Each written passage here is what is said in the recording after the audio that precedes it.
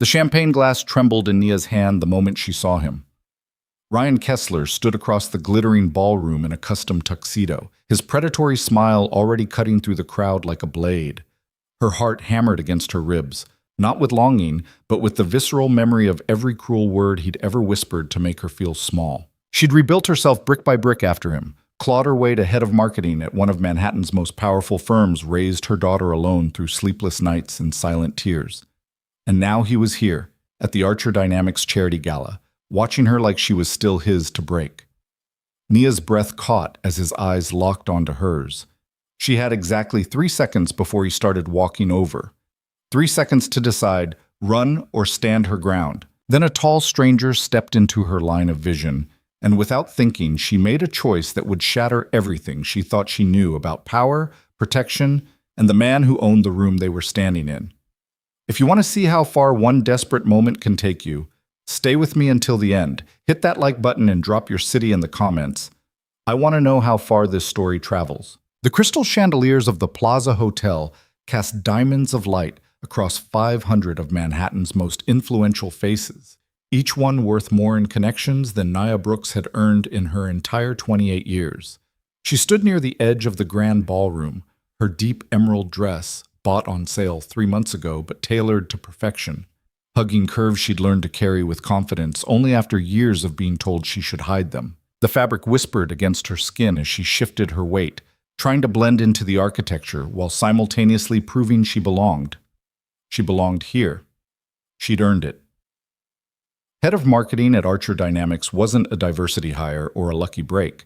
It was the result of 17-hour days, presentations that made venture capitalists weep with excitement, and a strategic rebrand that had sent the company's market value soaring by 43% in 8 months. Nia had numbers tattooed on her brain and fire in her belly, and tonight was supposed to be her victory lap, the moment she finally stood among the people who'd spent years looking through her like she was glass.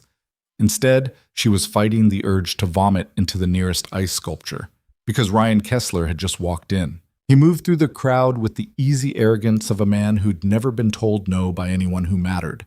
His sandy hair perfectly tousled, his jaw sharp enough to cut. Women turned to watch him pass. Men straightened their spines, unconsciously competing. Ryan had always had that effect, a gravitational pull that made you forget he was poison until you were already drowning. Nia's fingers tightened around her champagne flute until she felt the delicate stem threaten to snap. Breathe. You're not that girl anymore. You're not her. But her body didn't believe her. Her body remembered everything. The way Ryan used to critique her clothes, her hair, her laugh. The way he'd isolate her from friends with surgical precision, convincing her they didn't really care while positioning himself as her only safe harbor. The way he'd ruined her credit score with joint accounts she didn't know about, sabotaged her first serious job interview by calling her boss with concerns about her stability, and finally, in the end, told her that getting pregnant was probably her way of trapping him because she knew she'd never be enough on her own. Their daughter Maya was now 4 years old, brilliant and beautiful, with eyes that saw through any excuse for weakness. Maya had saved Nia's life by giving her a reason to become someone worth saving, and Ryan had never met her, never sent a check, never asked for a photo. He'd simply vanished into his corporate finance job and left Nia to rebuild from rubble. Now he was here, at the biggest night of her professional life, and she could see him scanning the room like a shark tasting blood in the water. Their eyes met across 30 feet of polished marble. Ryan's smile widened, slow, deliberate, a private joke only she was supposed to understand. Nia's throat closed. No, not tonight, not here. She turned sharply, nearly colliding with a passing waiter, her mind racing through impossible calculations. If she left now, she'd look weak. If she stayed, Ryan would corner her, would find some way to make her feel like the scared 23-year-old who used to apologize for breathing too loudly. He'd do it in front of her colleagues, her CEO, the board member she'd spent months trying to impress. He'd do it because humiliating her was his favorite sport, and he'd had 5 years to practice his swing. "Excuse me." The voice came from directly beside her, low, calm, with an edge of command that made her spine straighten automatically. Nia turned and found herself looking up at a man who seemed constructed from different gravity than everyone else in the room. He was tall, easily 6'3", with a dark hair that looked like it had been styled by someone who understood the difference between expensive and trying too hard. His tuxedo fit like it had been built around him, midnight black with a subtle sheen that caught the light when he moved. But it was his eyes that stopped her, gray-blue, steady, and utterly unreadable. He looked at her the way a chess master looks at a board, seeing not just the pieces, but the next 10 moves. "I apologize if this is forward," he said, his voice carrying the kind of quiet authority that didn't need to be loud. "But you look like you could use an exit strategy."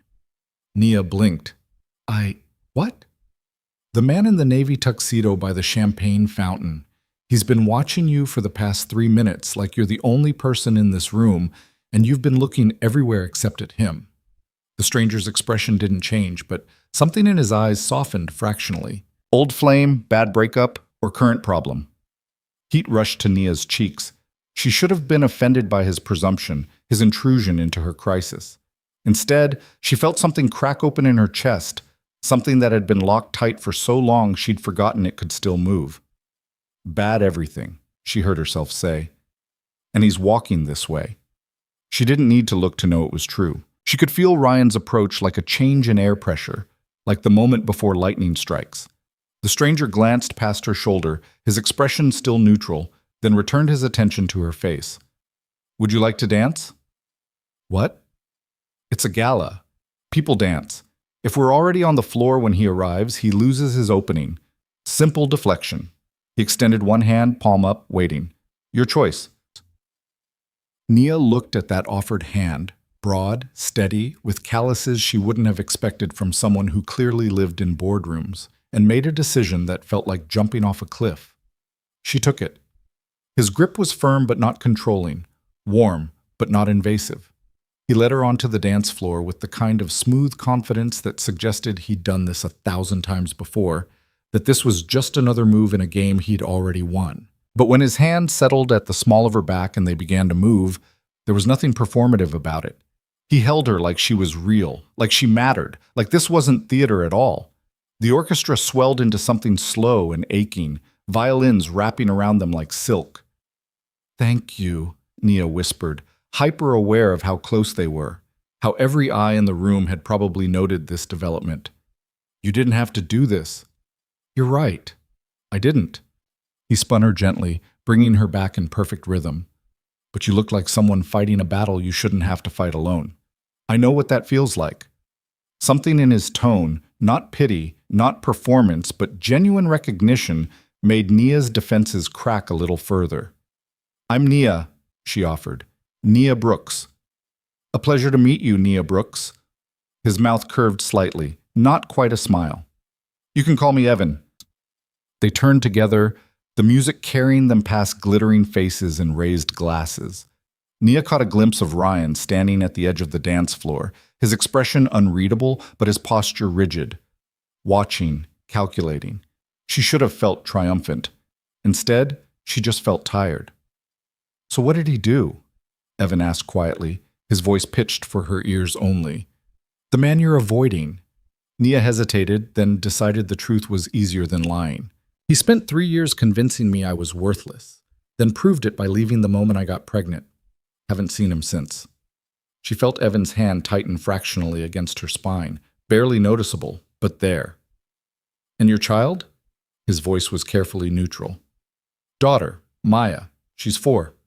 Nia smiled despite herself, the way she always did when talking about her daughter. "She's perfect, brilliant. Thinks she can solve every problem with enough glitter glue and conviction." Sounds like her mother." Nia's head snapped up, searching his face for mockery, but found only quiet observation. "You don't know me.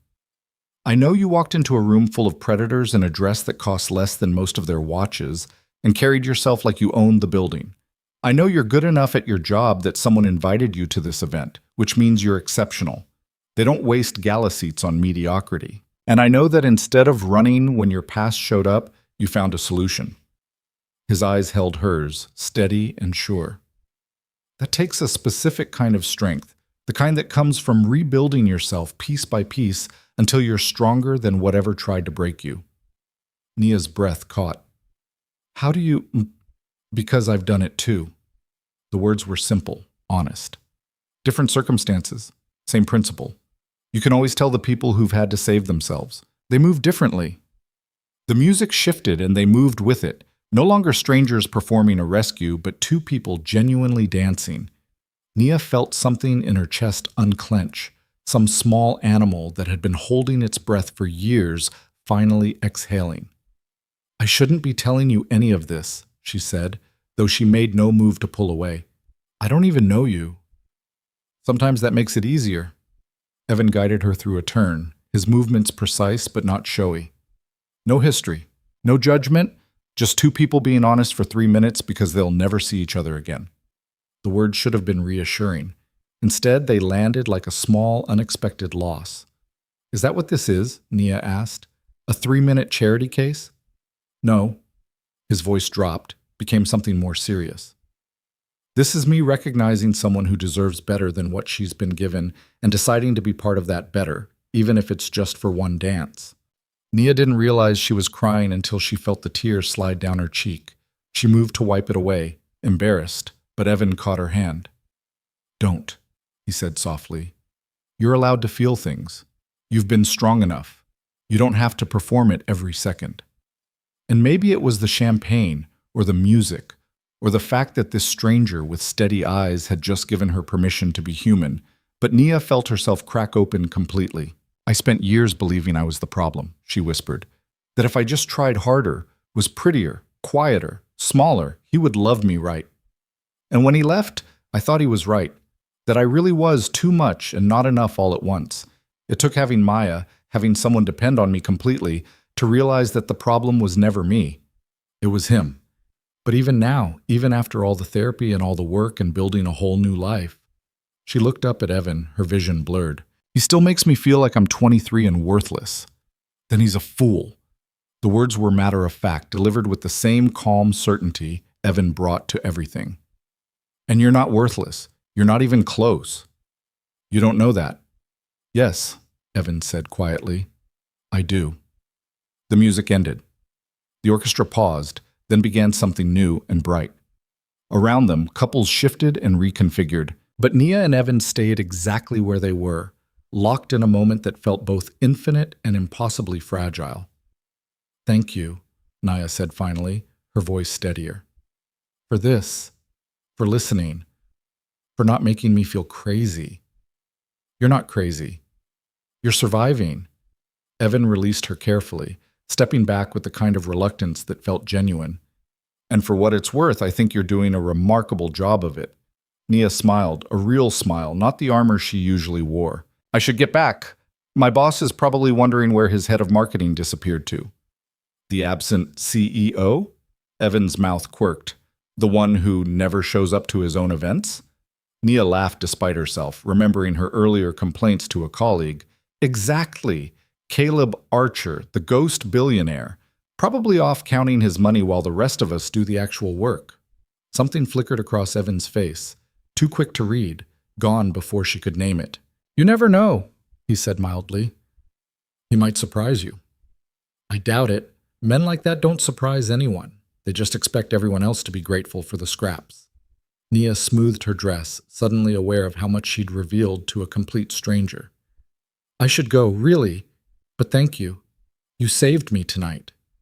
"You saved yourself." Evan's eyes held hers one more time.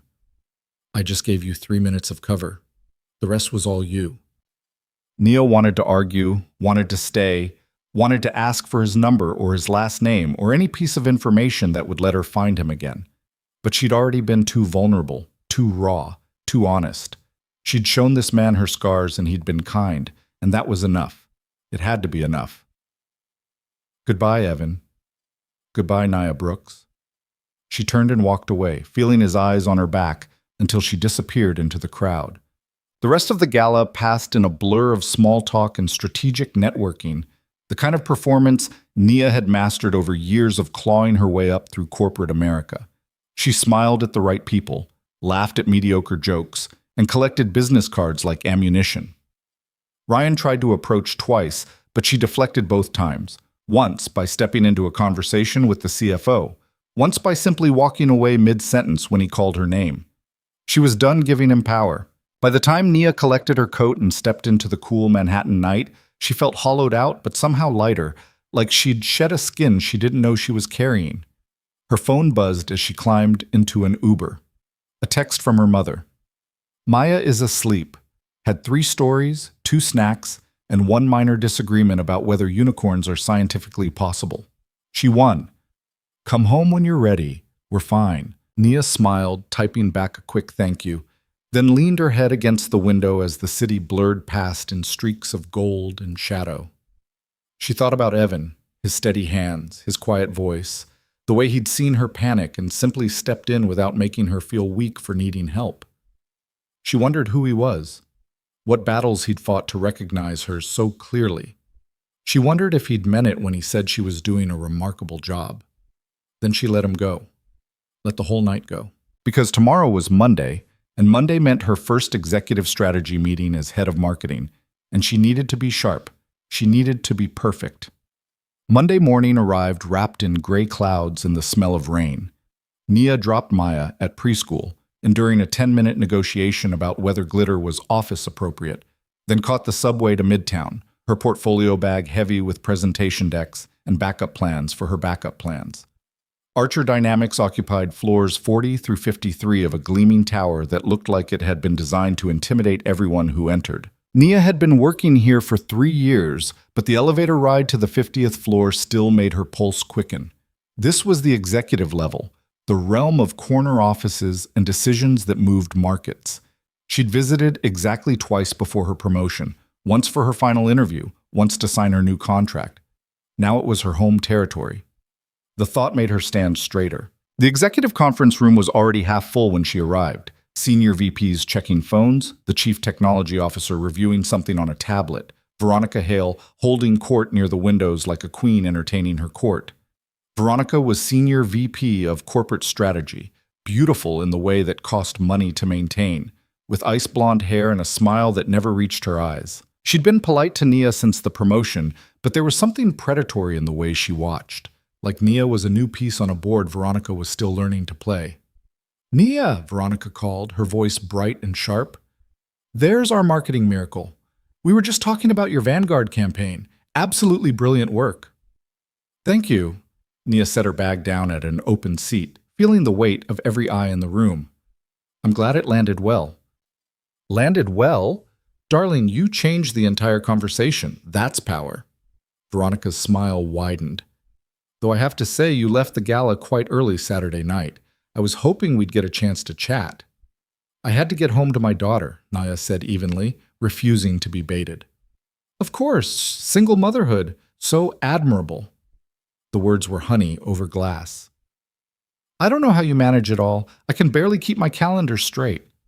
Nia smiled tightly and said nothing. She'd learned years ago not to engage with people who weaponized compliments. The room gradually filled. Directors, VPs, the CFO, the general counsel.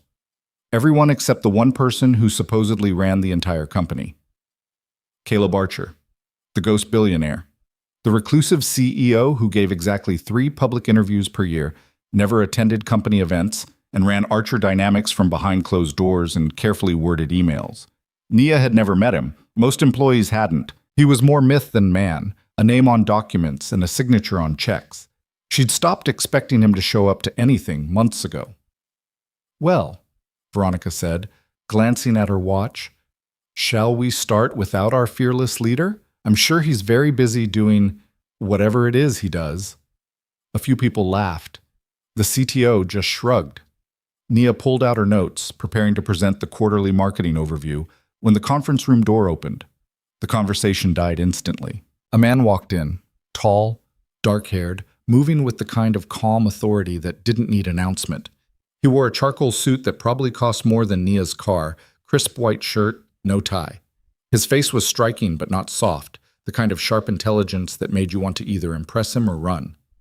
Nia's entire world tilted sideways. Because the man standing at the head of the table, the man every executive had just straightened their spine for, the man who was currently scanning the room with gray-blue eyes that missed absolutely nothing, was Evan. Her dance partner, Her 3-minute stranger who'd listened to her tear apart her absent CEO and agreed that men like that never surprised anyone. Except he wasn't Evan. He was Caleb Archer, and he was looking directly at her. "Good morning," Caleb said, his voice carrying that same low, steady tone she remembered from Saturday night. "Thank you all for being here. I apologize for my absence at recent events. I've been managing some transitions, but I'm looking forward to working more directly with this team going forward." His eyes hadn't left Nia's face. "Particularly with our new head of marketing. I've heard exceptional things." Nia couldn't breathe, couldn't speak, couldn't do anything except stare at the man who'd held her while she cried, who'd called her strong, who she'd told, oh God, she told him that the CEO was probably off counting money while everyone else did the real work. Caleb's expression didn't change, but something in his eyes shifted, just barely. Recognition, acknowledgement, and maybe, buried beneath layers of professional control, the faintest ghost of amusement. "Miss Brooks," he said, perfectly polite, perfectly professional, "would you like to start us off with the quarterly overview?" Nia stood on legs that no longer belonged to her, her mind screaming, her heart hammering against her ribs like it was trying to escape. She'd danced with her CEO.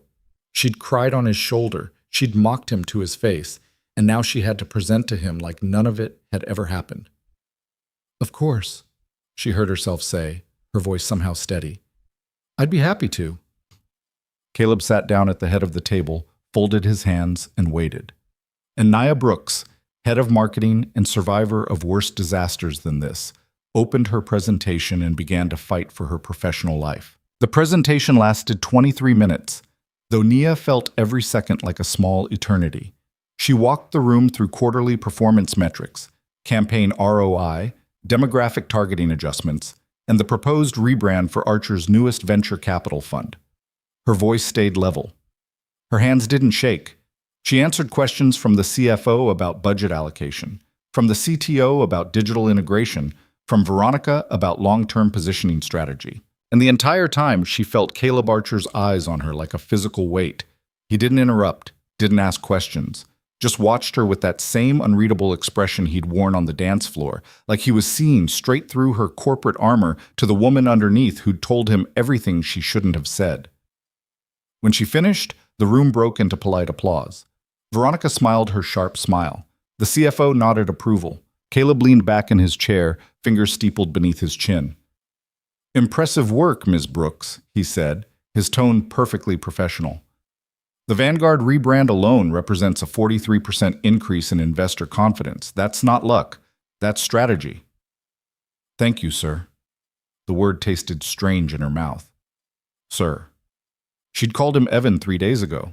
"I'd like to schedule some additional time with you this week," Caleb continued, as if he hadn't just detonated a bomb in her chest. "There are some strategic initiatives I'm developing that would benefit from your perspective, if your calendar allows." It wasn't a question. "Of course," Nia said, because what else could she say? "I'll have my assistant coordinate with yours." "Excellent." Caleb's gaze slid away from her, releasing her from that terrible scrutiny. "Veronica, let's discuss the foundation proposal. I understand you have some thoughts about board composition." Nia sat down, her legs suddenly unreliable, while Veronica launched into a presentation about the Archer Foundation, some new philanthropic initiative Caleb was apparently funding. She heard words like strategic giving and corporate responsibility and legacy building, but none of it registered. Her brain was too busy replaying every single thing she'd said on Saturday night, cataloging the disaster. The absent CEO. The ghost billionaire. Men like that don't surprise anyone. She wanted to die. The meeting dragged on for another 40 minutes. When Caleb finally dismissed them, Nia gathered her materials with shaking hands and headed for the door, praying she could make it to her office before her professional composure shattered completely. "Miss Brooks?" Caleb's voice stopped her 3 feet from freedom. She turned slowly, feeling like a defendant awaiting sentencing. The conference room had emptied except for the two of them. Caleb stood by the windows, hands in his pockets, backlit by gray Manhattan sky. He looked every inch the billionaire CEO now, polished, powerful, completely in control. Nothing like Evan. "I wanted to say," he began, then paused, seeming to choose his words carefully, "that I appreciated our conversation on Saturday. It was illuminating. Nia's face burned. Mr. Archer, I am so sorry. I had no idea who you were, and I said things that were honest. He raised an eyebrow. That reflected a legitimate frustration with leadership that's been absent when it should have been present. That's not... I wasn't... Nia stopped, took a breath, forced herself to meet his eyes. I was completely out of line. Were you?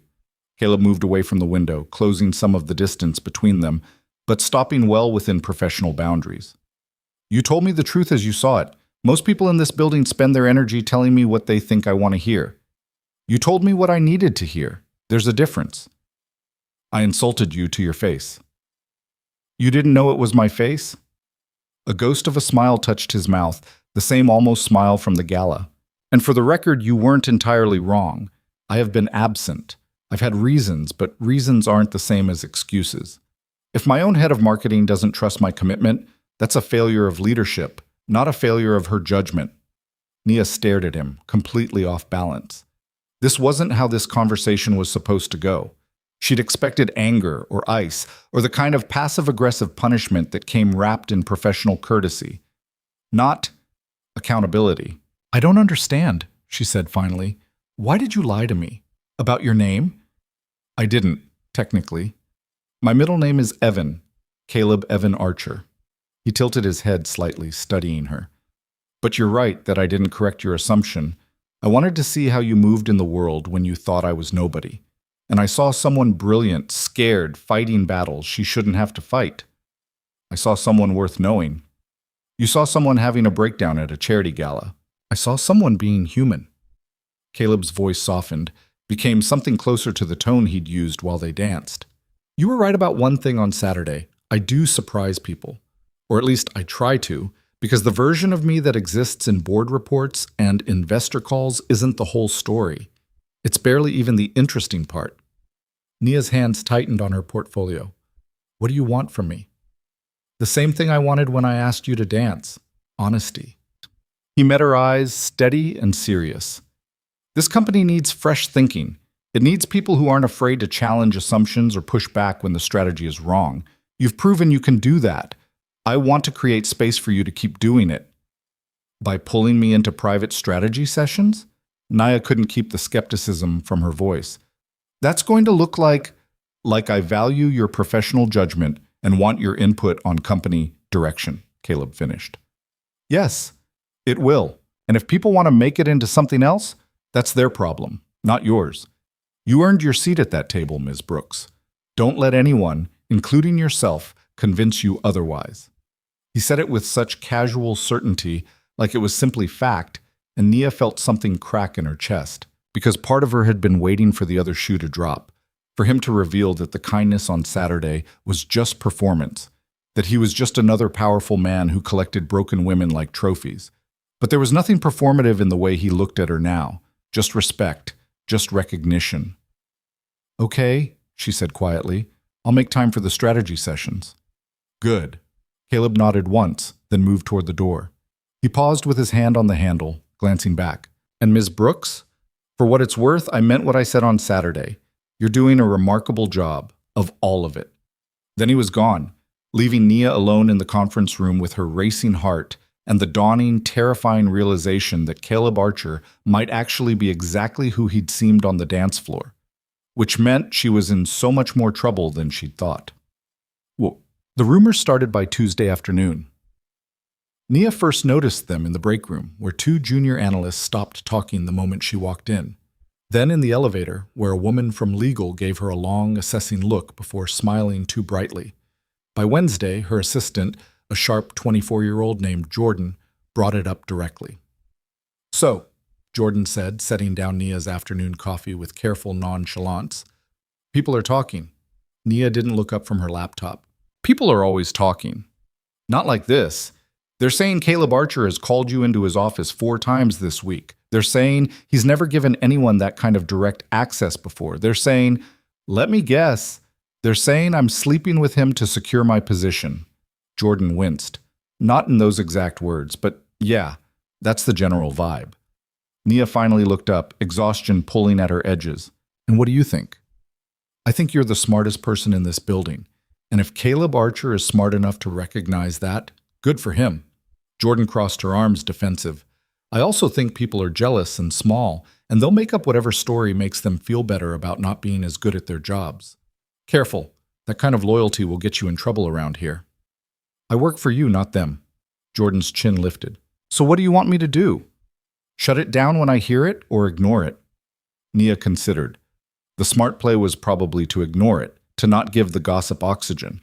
But she'd spent too many years having men control her narrative, define her worth, tell her story for her. Next time someone suggests I'm trading sexual favors for career advancement, Nia said evenly, you can remind them that I increased this company's market value by 43% through strategy and execution, not seduction.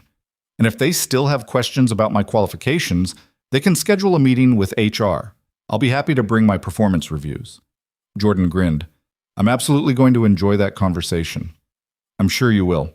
Nia returned her attention to her screen, but her mind was already elsewhere, running calculations she didn't want to make. The truth was, the rumors weren't entirely baseless. Not because anything inappropriate was happening. Caleb had been nothing but professional, almost maddeningly so. But because the attention was real. He did call her into strategy sessions. He did ask for her opinion on everything from venture capital positioning to corporate culture initiatives. He listened when she talked, challenged her assumptions, built on her ideas like they were constructing something together. And yes, there were moments when his eyes lingered a fraction too long, when his voice dropped into that same gentle tone he'd used on the dance floor. Moments when Nia felt the pull between them like gravity, like they were still dancing and the music hadn't stopped. But they never acknowledged it, never crossed the line, never turned the professional into something personal, which somehow made it worse. Because Nia was starting to realize that what she'd felt on Saturday wasn't just gratitude or relief, or the simple comfort of being seen. It was attraction. Real, complicated, dangerous attraction to a man who held her career in his hands and who she still barely knew. A man who'd lied to her, even if technically he'd just omitted the truth. A man who could destroy her professionally with a single word. Her phone buzzed. A text from an unknown number. Coffee later? We should talk. Nia's stomach dropped. She knew exactly one person who'd be arrogant enough to text her after 5 years of silence, using only his first initial. Ryan. She deleted the message without responding, her hands steady, but her pulse rabbiting in her throat. He'd been at the gala. He'd seen her with Caleb. And now he was reaching out like he had any right to her attention, her time, her energy. The thing about men like Ryan was that they never really disappeared. They just waited until you looked happy and then reminded you they still existed. Nia's next meeting with Caleb was scheduled for 4 o'clock. She spent the intervening hour trying to focus on campaign analytics, and failing spectacularly, her mind tangled in rumors and texts and the memory of steady hands on her back. When she finally knocked on his office door, she'd armored herself in her best don't mess with me suit and her sharpest professional smile. Come in. Caleb's office occupied the corner of the 53rd floor, all glass and steel and carefully curated minimalism. He stood at the window when she entered, looking out over Manhattan like a general surveying a battlefield. Ms. Brooks, he turned, gesturing to the small conference table near the window. Thank you for making time. Of course. Nia set down her tablet, hyper-aware of how alone they were, how quiet the space felt with the door closed. What did you want to discuss? Several things. Caleb sat across from her, his expression thoughtful. First, the foundation. Veronica's been pushing hard for board control, and I'm not entirely comfortable with her reasoning. I want a second opinion from someone I trust. You barely know me. I know you told me the truth when it would have been easier to lie. I know you rebuilt your entire life after someone tried to break you. I know you see things clearly because you've had to. Caleb leaned back, studying her. That's more than I know about most of the people who've worked here for a decade. So yes, Ms. Brooks, I trust you. Nia's throat tightened. The foundation is about legacy positioning, isn't it? Public image, investor relations, proof that Archer Dynamics cares about more than profit margins. Partially. But I also believe in using resources to create actual change. I just want to make sure that change isn't being directed by someone with an agenda I don't understand. He pulled up a document on his tablet. Veronica wants the foundation to focus exclusively on corporate leadership development, high-level executive training, C-suite diversity initiatives, that kind of thing. It's not wrong exactly, but it feels incomplete. It feels safe, Nia said bluntly. It's the kind of philanthropy that looks good in Forbes without actually challenging any power structures. You give scholarships to people who already have MBAs and connections. You fund programs that put more executives on more boards. You create the appearance of change while maintaining the status quo. Caleb's eyes sharpened. What would you do instead? I'd focus on access points earlier in the pipeline. Community college programs, apprenticeships, career development for people working their way up from entry-level positions. I'd fund childcare subsidies for working parents because you can't build leadership if people can't afford to show up to work. I'd create pathways for people who don't have the luxury of traditional credentials. Nia met his gaze, feeling the old fire kindle in her chest. Real diversity doesn't happen at the top. It happens when you stop making people climb a ladder designed to keep them out. Spoken like someone who had to build her own ladder. I'm still building it, every day, Nia's voice hardened. And I'm tired of watching companies throw money at problems they benefit from maintaining. If you want to create change, Mr. Archer, actually change something. Silence settled between them, charged and taut. Caleb looked at her like he was seeing something new, something he'd been searching for, and finally found. You're right, he said finally, and you're hired. I already work here. Not for marketing, for this. He gestured at the tablet. I want you to co-lead the foundation's strategic direction. Work with Veronica, push back when she's wrong, build something that actually matters. I'll make it official. You'll have budget, authority, full executive support. Nia's heart hammered. That's going to make the rumors worse. Probably. Caleb's expression didn't change. Does that bother you? Does it bother you? I stopped caring what people thought about me a long time ago. The only opinions that matter are the ones connected to results. He leaned forward slightly. But I understand if you're not comfortable with the visibility. This isn't a small role. It's going to put you directly in the line of fire from people who don't want anything to change. Nia thought about Maya, about the world she was trying to build for her daughter, about all the times she'd played small to avoid making men uncomfortable, had swallowed her voice to keep the peace, had accepted scraps because asking for more felt dangerous. She thought about Ryan's text, about Veronica's sharp smile, about everyone who'd ever bet on her failure. I'll do it, she said, but I want creative control. If I'm going to fight this fight, I'm not doing it halfway. Done. Caleb extended his hand across the table. Welcome to the real work, Ms. Brooks. Nia shook his hand, feeling the same electric charge she'd felt on the dance floor, and wondered if she'd just made the best decision of her life or signed up for a war she couldn't win. The announcement went out Thursday morning. By Thursday afternoon, Veronica was in Nia's office. Congratulations, she said, her smile glacial. Co-director of the Archer Foundation. Quite a promotion. Nia gestured to the chair across from her desk. I'm looking forward to working with you on this. Are you? Veronica sat with the kind of precision that suggested she'd never made an ungraceful movement in her life. Because it feels like you just walked in and took half my project. It was never your project alone. Caleb made that clear from the beginning. Caleb, Veronica's eyes narrowed fractionally. You two are on a first-name basis now? In private meetings, yes. Is that a problem? Not at all. Veronica crossed her legs, her expression thoughtful. I'm just trying to understand the dynamic. You've been here 3 years, most of it in mid-level positions. Then suddenly you're promoted. Suddenly you're in daily meetings with the CEO. Suddenly you're co-running his pet project. It's quite a trajectory.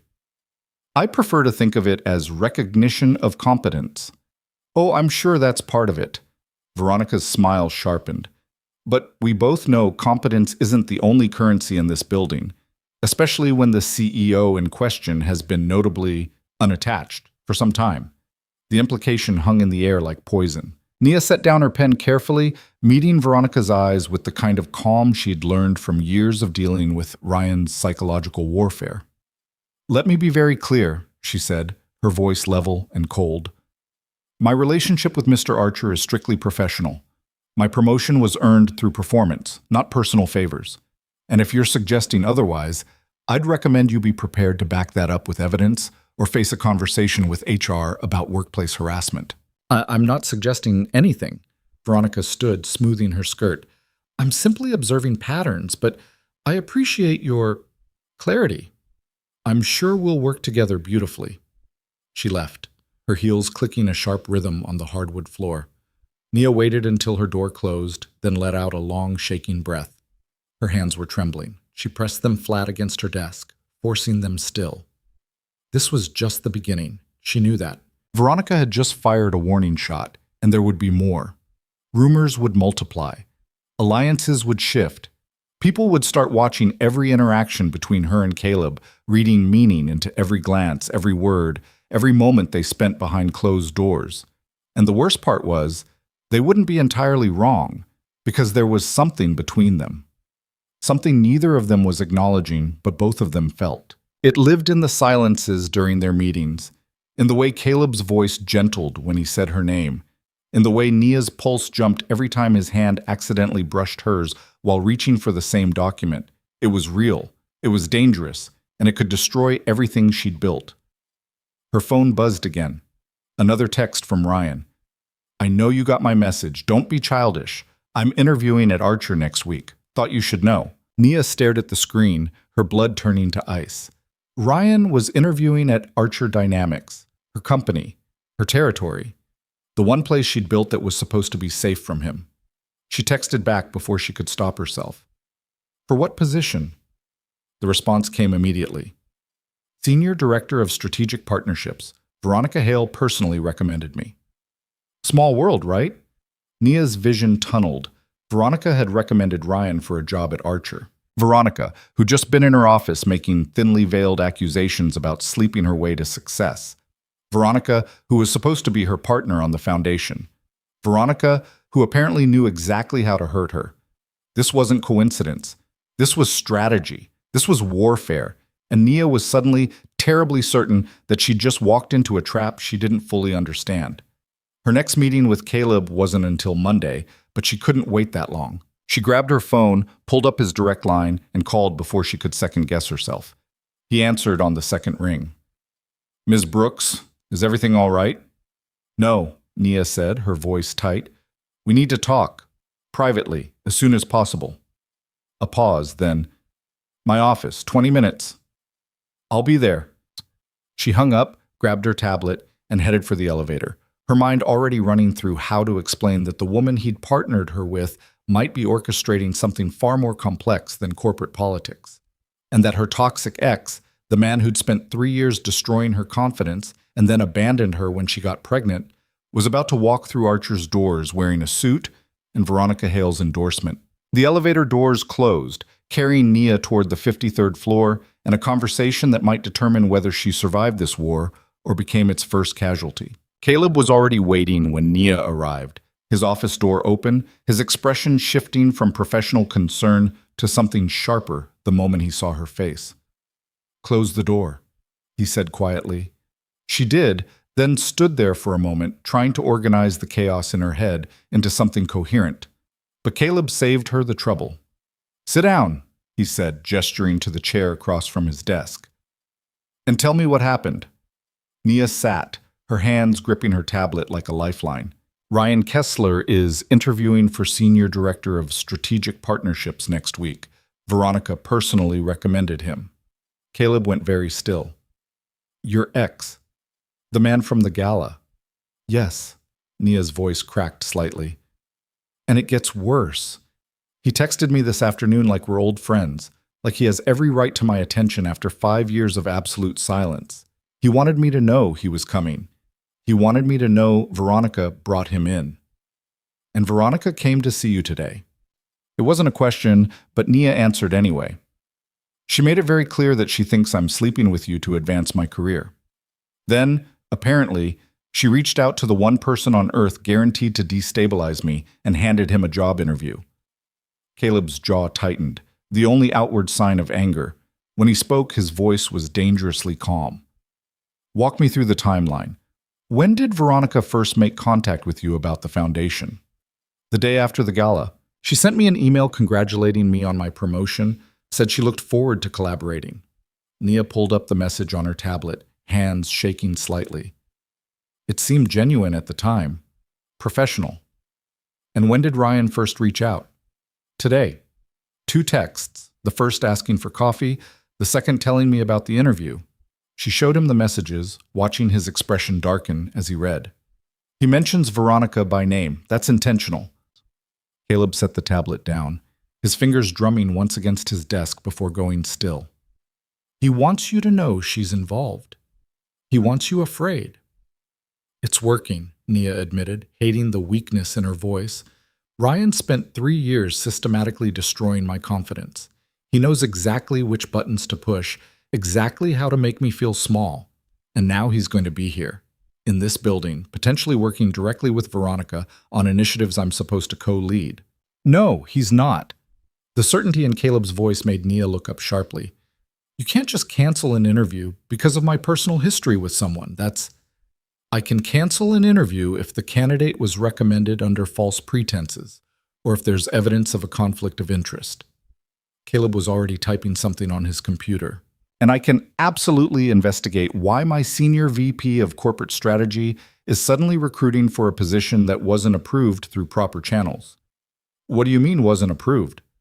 Strategic Partnerships reports directly to me. Any senior hire requires my sign-off. His eyes narrowed at whatever he was reading on screen. According to this, Veronica created the job posting 3 days ago and fast-tracked Ryan Kessler through preliminary screening without involving HR or my office. That's not protocol. That's agenda. Nia's stomach twisted. She's targeting me. It certainly looks that way. Caleb closed his laptop, his full attention returning to her. The question is why? You've been here 3 years without incident. You've performed exceptionally. You haven't threatened her position. What changed? You promoted me. You started pulling me into strategy sessions. You made me co-director of the foundation. Nia's voice was hollow. I became visible. Or I became interested. Caleb's expression shifted, became something more complicated. Veronica's been angling for more control since I took over as CEO 4 years ago. She wants board influence, foundation authority, the kind of power that comes from being indispensable. If she thinks you're a threat to that access, then she'll eliminate the threat, Nia finished. And the fastest way to eliminate me is to make everyone believe I slept my way into this job, while simultaneously bringing in someone who knows exactly how to break me down from the inside. Except she doesn't know you, Caleb said quietly. Not really. She knows the version of you that existed 5 years ago, the one Ryan destroyed. She doesn't know the woman who rebuilt herself, who fought her way to the top, who told me the truth about my own leadership failures without blinking. That woman doesn't break. You don't know that. Yes, I do. He held her gaze, steady and sure. Because that woman is sitting in my office right now, telling me about a threat instead of running from it. That's not weakness, Ms. Brooks. That's strategy. Nia wanted to believe him, wanted to feel as strong as he seemed to think she was. But fear was a living thing in her chest, squeezing her lungs, whispering all of Ryan's old lies in her ear. You're not smart enough. Not strong enough. Not worth the trouble. What do I do? She asked, hating how small her voice sounded. Caleb considered for a moment, then made a decision. First, I'm canceling Ryan's interview and opening an investigation into how the position was created and why proper approval channels were bypassed. Second, I'm scheduling a meeting with Veronica tomorrow morning to discuss foundation governance and reporting structures. Third, he paused, his expression softening slightly. Third, I'm going to ask you a difficult question, and I need you to answer honestly. Nia braced herself. Okay, do you want to step back from the foundation role? If this is going to put you in Veronica's crosshairs, if it's going to expose you to the kind of psychological warfare Ryan specialized in, you have every right to protect yourself. I won't think less of you. Your marketing position is secure regardless. The offer hung in the air between them, tempting and terrible. Because part of Nia wanted nothing more than to say yes, to retreat to safer ground, to avoid the battle entirely. But the other part, the part that had survived Ryan, that had raised Maya alone, that had clawed her way to this exact moment, knew that stepping back now would haunt her forever. No, she said, her voice gaining strength. I'm not giving up the foundation. I'm not giving Veronica the satisfaction of watching me quit. And I'm definitely not letting Ryan think he still has power over me. Something that looked like pride flickered across Caleb's face. Then we fight back. Together. Together? You think I'm going to let Veronica weaponize corporate politics against someone He stopped, recalibrated. Against one of my best executives? She's playing a game she doesn't understand, and she's about to learn that I don't respond well to threats against my team. The shift in his tone, from professional to something fiercer, something almost possessive, sent heat rushing through Nia's veins. She told herself it was just relief, just gratitude for having backup in a fight she'd expected to face alone. She told herself it had nothing to do with the way Caleb was looking at her now, like she was something worth protecting and worth believing in simultaneously. "What's the plan?" she asked, forcing herself back to solid ground. "I talked to Veronica tomorrow. Establish clear boundaries and oversight on the foundation. You document everything, every conversation, every email, every interaction that feels even slightly off. We build a case so airtight that when we need to move, there's no ambiguity." Caleb's expression hardened. "And we find out exactly what her endgame is, because I guarantee you this isn't just about professional jealousy. Veronica doesn't make moves without multiple contingencies. You think she wants your job? I think she wants control of this company, and she sees the foundation as a stepping stone. Board members love philanthropic initiatives. It's good PR, good optics, and it gives whoever runs it significant social capital." He leaned back in his chair, his mind clearly working through scenarios. If she can position herself as the public face of Archer's corporate responsibility while undermining my judgment by framing you as a liability, she weakens my authority and strengthens her own. By making it look like I'm sleeping with you to get ahead. Exactly. Because if the board believes I promoted you for personal reasons rather than professional merit, every decision I make comes under scrutiny. My judgment becomes questionable. And Veronica becomes the voice of reason, the one who tried to warn everyone, the logical choice for expanded leadership responsibilities. Nia's head was spinning. "This is insane. This is corporate warfare." Caleb's voice was grim. "And Veronica's been playing this game a lot longer than you have. But she made one critical mistake." "What's that?" "She assumed you were vulnerable. She assumed bringing in Ryan would make you fold, that you'd be too scared or too damaged to fight back." His eyes met hers, intense and unwavering. "She doesn't know you're already a survivor, and survivors don't scare easily." The words hit Nia like a physical force, breaking through defenses she hadn't realized she'd erected. Because Caleb was right. She was a survivor. She'd survived Ryan's abuse, single motherhood, poverty, discrimination, every obstacle this world threw at women who dared to want more than they were offered. She'd survived worse than Veronica Hale's corporate machinations. "Okay," Nia said, her spine straightening. "Then let's give her a fight she's not prepared for." Caleb smiled. A real smile this time, sharp and dangerous and somehow beautiful. "Now you're thinking like a strategist." They spent the next hour building a framework, identifying pressure points and potential allies, mapping out Veronica's likely next moves. Caleb pulled up organizational charts and financial reports, showing Nia the web of relationships Veronica had cultivated over her 8 years at Archer Dynamics.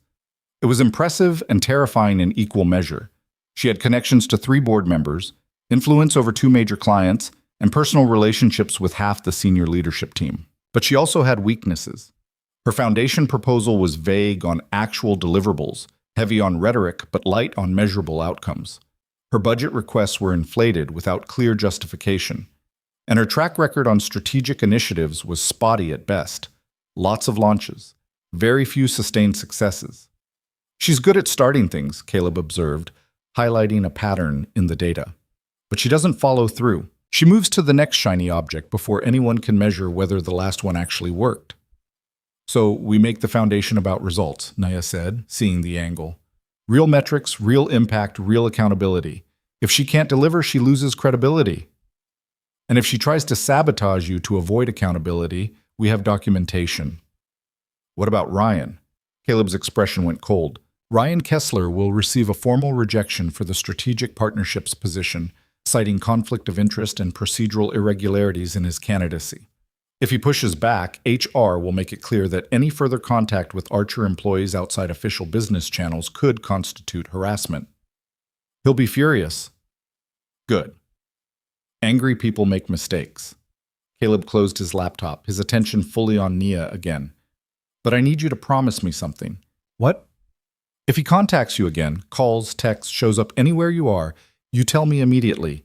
You don't engage. You don't try to handle it alone. You bring it to me or to HR. Ryan's already proven he's willing to use emotional manipulation as a weapon.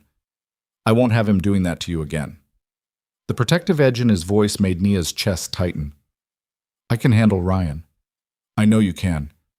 But you don't have to. Not anymore. Caleb's voice softened. You told me on Saturday that rebuilding your life took everything you had.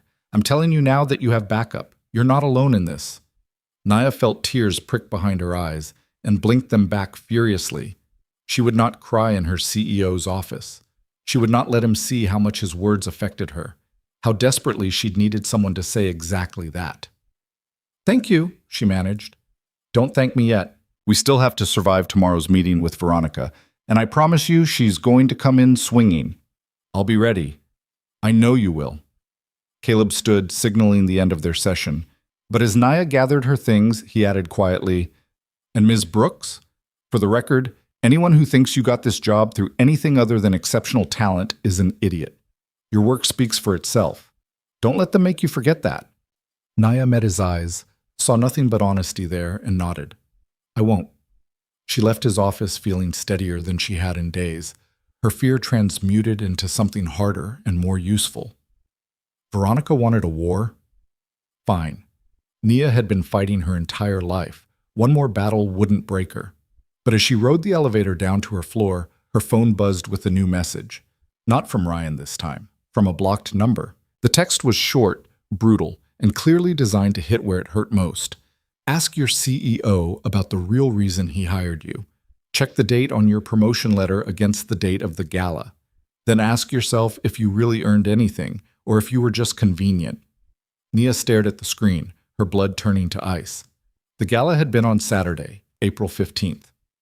Her promotion had been finalized on Monday, April 17th, 2 days later. But the initial approval paperwork would have started weeks before that. HR didn't move that fast. Nothing in corporate America moved that fast, unless someone had pushed it through, unless someone had made calls, pulled strings, expedited the process for reasons that had nothing to do with merit and everything to do with personal interest. Nia's hands started shaking. No, that's not possible. I earned this. I earned every bit of this. But the doubt was there now, poisonous and growing, whispering questions she didn't want to ask. Had Caleb promoted her because of her work? Or because of what happened on the dance floor? Had she earned his respect through strategy and performance? Or had she simply been interesting enough, vulnerable enough, appealing enough to warrant his attention? Was she really the brilliant strategist he claimed to see? Or was she just another woman falling for the same pattern that had destroyed her before? Powerful man, pretty words, the illusion of being special right up until the moment you realized you were just convenient? The elevator doors opened. Nia walked to her office on autopilot, her mind spinning, her chest tight. She wanted to call Caleb, to demand answers, to hear him explain away her fears. But she couldn't. Because asking the question meant admitting she doubted herself, doubted him, doubted everything they'd just spent an hour planning. And if she doubted now, Veronica won. Nia sat at her desk and pulled up her personnel file, her hands still trembling, and started checking dates. Cross-referencing emails, building a timeline that would either prove the text was a lie designed to destabilize her, or confirm her worst fear, that she'd been played from the beginning by a man who was just better at hiding his agenda than Ryan had been. The numbers didn't lie. The promotion paperwork had been initiated on April 1st, 2 weeks before the gala. The final approval came through on April 17th, but the groundwork had been laid long before she ever danced with a stranger in a tuxedo. She'd earned it. The timeline proved it. But someone wanted her to doubt. Someone wanted her scared and second-guessing and vulnerable. And Nia had a terrible suspicion she knew exactly who. She pulled up Veronica's contact information, stared at it for a long moment, then made a decision that was either brilliant strategy or catastrophic mistake. She called. Veronica answered on the third ring, her voice smooth and professional. Nia, twice in one day. To what do I owe the pleasure? Cut the act, Nia said flatly. I know you sent that text. I know you're trying to make me question my promotion, my position, my relationship with Caleb. And I'm calling to tell you it's not going to work. A pause. Then Veronica laughed, light, musical, utterly without warmth. I have no idea what you're talking about. What text? The one from the blocked number. The one suggesting Caleb promoted me because of the gala, not because of my work. Nia's voice was steel. It's a good play. Elegant, even. But the dates don't support your narrative, and neither does my performance record. So whatever game you're running, find a new angle. You think very highly of yourself, don't you? Veronica's tone shifted, became something colder. Walking in here with your tragic backstory and your diversity statistics, batting your eyes at the CEO and thinking that makes you untouchable. But here's what you don't understand, sweetheart. Men like Caleb Archer don't notice women like you unless they want something. And when they're done getting it, you become a liability they need to quietly remove. Is that what happened to you? Nia asked, her voice dangerously quiet. Is that why you're so convinced this is about sex instead of strategy? Because you tried the same approach and it didn't work?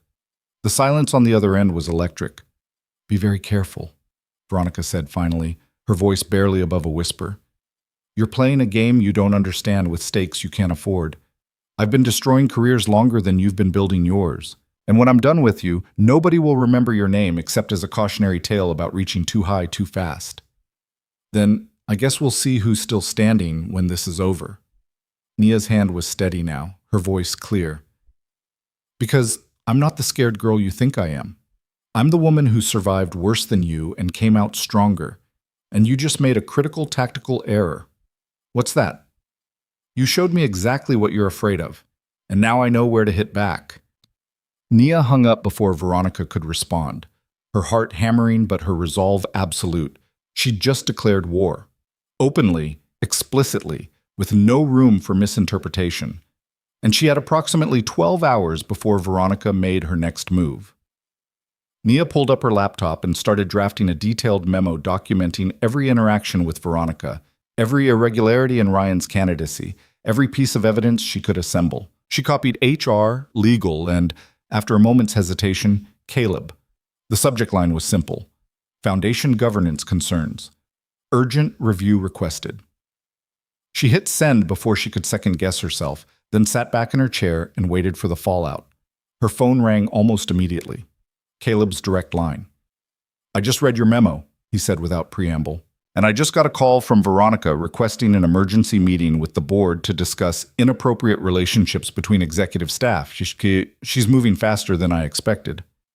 She called me, Nia admitted. I confronted her about the text message. That was probably a mistake. Or it was brilliant. Caleb's voice was tight with something that might have been anger or might have been admiration. You forced her hand. Now, instead of slow playing her strategy, she has to move immediately, which means she's more likely to make mistakes. But it also means the next 48 hours are going to be brutal. I can handle brutal. I know, but you shouldn't have to. A pause, then quieter. I'm sorry I put you in this position. You didn't. She did, and I chose to fight back. Nia closed her eyes, exhaustion finally catching up with her. But I need you to promise me something. Anything. If this gets too messy, if it threatens the company or your position, you cut me loose. Clean, fast, no hesitation. I won't let my personal baggage destroy what you've built here. That's not happening. Caleb, no. His voice was absolute. I don't abandon people who are fighting for the right reasons, and I sure as hell don't sacrifice someone to protect myself from bad PR. We're in this together, remember? That goes both ways. Nia felt something crack open in her chest, something that felt dangerously close to hope. You're either the best boss I've ever had or the most reckless. Probably both. She could hear the slight smile in his voice. Get some rest, Ms. Brooks. Tomorrow's going to test us both. And I need you sharp. I will. Then, before she could stop herself. And Caleb, thank you for believing me, for believing in me. Always, he said simply, and hung up. Nia sat alone in her office as night fell over Manhattan, watching the city lights flicker to life through her window. Somewhere out there, Veronica was planning her next attack. Somewhere out there, Ryan was probably celebrating what he thought was an imminent victory. Somewhere out there, the world was full of people ready to tear her down for daring to rise above the station they'd assigned her. But for the first time in years, Nia didn't feel alone in the fight. She had backup. She had evidence. She had a strategy. And she had a CEO who'd looked her in the eye and promised not to abandon her, which was either the most dangerous thing that had ever happened to her or the safest. Time would tell which. Nia gathered her things, texted her mother that she was on her way home, and left her office with her head high and her spine straight. Tomorrow, the war would begin in earnest. Tonight, she would hold her daughter, remind herself what she was fighting for, and prepare for the battle of her professional life. Because Veronica Hale had just made the mistake of thinking Nia Brooks could be broken, and Nia was about to prove her catastrophically wrong. The emergency board meeting was scheduled for 10 o'clock Friday morning, which gave Nia exactly 14 hours to prepare for professional combat. She spent the first hour of those 14 with Maya, reading bedtime stories and breathing in the clean soap smell of her daughter's hair, reminding herself what real strength looked like. Maya had fallen asleep clutching a stuffed unicorn and asking whether glitter was a renewable resource, and Nia had kissed her forehead and promised to find out. Then she'd spent the rest of the night building an unassailable case. By 3 in the morning, she had a 40-page document outlining every irregularity in Veronica's foundation proposal, every procedural violation in Ryan's expedited candidacy, and a timeline that proved Nia's promotion had been merit-based and initiated weeks before the gala. She'd included performance reviews going back 3 years, campaign analytics that demonstrated measurable impact, and testimonials from 5 different department heads about her strategic contributions.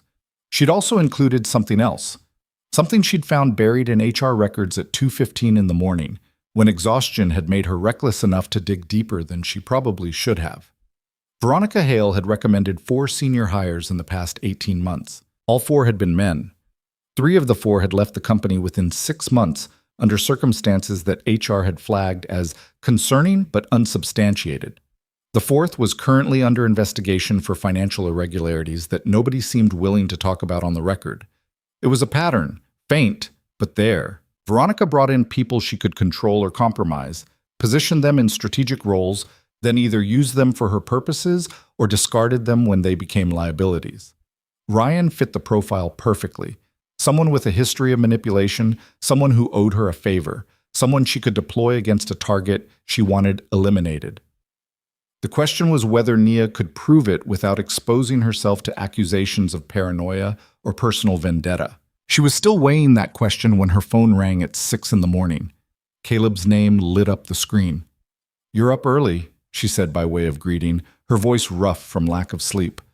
"So are you. I can hear it in your voice." A pause. "How bad is it?" "I've been better, but I'm ready." Nia rubbed her eyes, staring at the document on her laptop.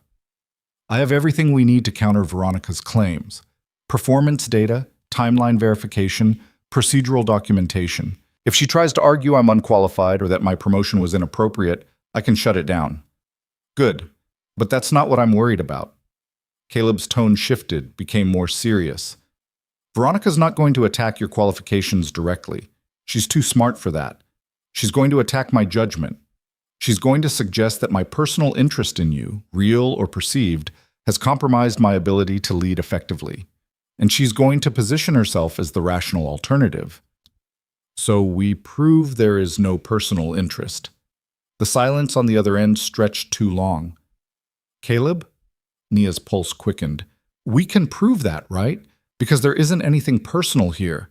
It's just professional, just strategy and mutual respect. And Nia," his voice was quiet, careful, "we need to be honest about something before we walk into that boardroom." Her stomach dropped. "Don't. There is something between us. You know it. I know it. And if we pretend otherwise, we're giving Veronica ammunition." He took a breath. "I'm not going to lie to the board. If they ask me directly whether I have feelings for you that extend beyond professional admiration, I won't deny it." "You can't say that. You'll destroy both of us." "I can't lie about it either, because if I do, and Veronica has any evidence to the contrary, A photo, a witness statement, anything, then we lose all credibility. His voice was steady, resolved. The only way through this is radical honesty. Yes, I'm attracted to you. Yes, I value you beyond your job performance. But no, that hasn't influenced a single professional decision I've made regarding your career. The numbers prove it. The timeline proves it. And if the board can't distinguish between personal feelings and professional integrity, then they're not qualified to lead this company. Nia's hands were shaking. You're gambling everything on the board being rational. I'm gambling everything on the truth being stronger than Veronica's manipulation. He paused. But I need to know you're with me on this, because once I say it out loud, there's no taking it back. Your reputation, your privacy, your ability to claim this is just vicious gossip, all of that goes away, and I won't do that to you without your consent. She thought about Maya, about the life she'd built, about every reason she should say no and protect herself. She thought about Ryan's voice in her head telling her she wasn't worth the trouble, about every man who'd ever made her feel like her value was contingent on their approval. Then she thought about Caleb's steady hands on the dance floor, about the way he'd listened without judgment, about how he'd stood beside her when he could have just cut her loose and moved on. Okay, she said quietly.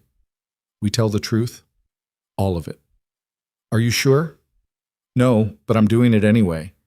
Nia closed her laptop, decision made. Because you're right. The only way through is honesty. And I'm done being ashamed of things that aren't actually wrong. Then I'll see you at 10. His voice softened. And Nia? Whatever happens in that room, know that I don't regret any of this. Not the promotion, not the foundation, not meeting you. None of it. Even if it costs you the company? Especially then, because some things matter more than corporate control. He hung up before she could respond, leaving Nia alone with her racing heart and the terrifying clarity that she'd just agreed to walk into a firing squad armed with nothing but the truth. She showered, dressed in her most severe navy suit, and kissed Maya goodbye with the kind of fierce intensity that made her daughter pull back and study her face. You okay, Mama? Maya asked, her small hands framing Nia's cheeks. I'm perfect, baby girl. Just got a big day ahead. You're going to be great. You're always great. Maya said it with such absolute conviction that Nia felt tears prick behind her eyes. You're the strongest person in the whole world. Second strongest. You're first.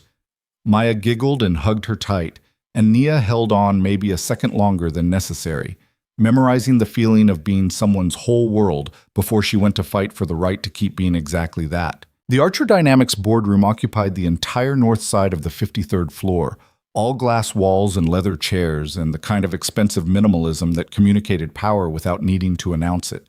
Nia had never been inside before. She'd seen it from the hallway, watched important people make important decisions behind soundproof glass, but she'd never had cause to enter. Until now. She arrived 15 minutes early, her documentation printed and organized in a leather portfolio that had cost her 2 weeks' grocery budget, but looked like it belonged in this room. Caleb was already there, standing by the windows in a charcoal suit that made him look like exactly what he was, dangerous, brilliant, and absolutely in control. Ready? He asked as she approached. As I'll ever be. Remember what we talked about. Stay calm, stick to facts. Don't let Veronica bait you into emotional responses. She'll try. That's her strategy. But you're smarter than that. What about you? Nia asked, searching his face. What's your strategy?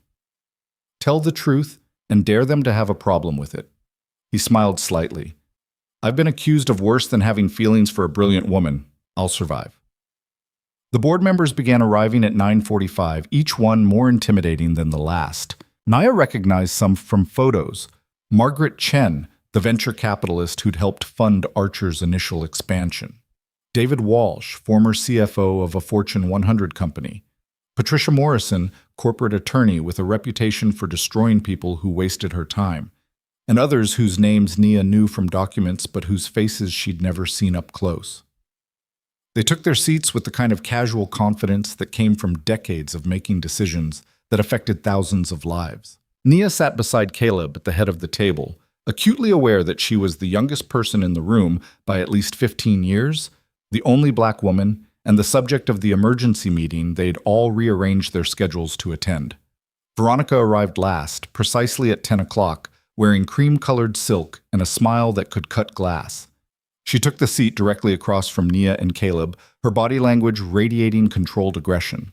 "Thank you all for making time on such short notice," she began, her voice carrying the boardroom perfectly. "I know this is irregular, but I felt it was necessary to address some serious concerns about executive leadership and decision-making processes at Archer Dynamics." "Get to the point, Veronica," Margaret Chen said, checking her watch. "Some of us have actual work to do." Veronica's smile tightened fractionally. "Of course. I'll be direct. Over the past 2 weeks, I've observed a pattern of behavior from our CEO that suggests a significant lapse in professional judgment. Specifically, Mr. Archer has developed what appears to be a personal relationship with Mrs. Nia Brooks, our recently promoted head of marketing, and has subsequently granted her extraordinary access and authority that exceeds her experience level and creates clear conflicts of interest." "That's a serious accusation," David Walsh interjected, his eyes moving between Veronica and Caleb. "What evidence do you have?" Veronica pulled out a tablet, swiping through something before projecting it onto the main screen. Photos appeared. Caleb and Nia at the gala, dancing. Caleb and Nia entering his office together. Caleb and Nia in the conference room. Their body language suggesting intimacy even though they were clearly just talking. These were taken over the past week by various employees who expressed concern about the nature of their relationship. Note the physical proximity, the private meetings, the amount of time Mr. Archer has dedicated specifically to Mrs. Brooks, while other executives report difficulty getting even 15 minutes on his calendar. Nia's face burned, but she kept her expression neutral. Caleb's hand rested on the table, completely relaxed, as if Veronica hadn't just implied he was running the company based on sexual attraction. "Furthermore," Veronica continued, "Ms. Brooks was promoted to head of marketing on April 17th, just 2 days after the gala where they were photographed dancing.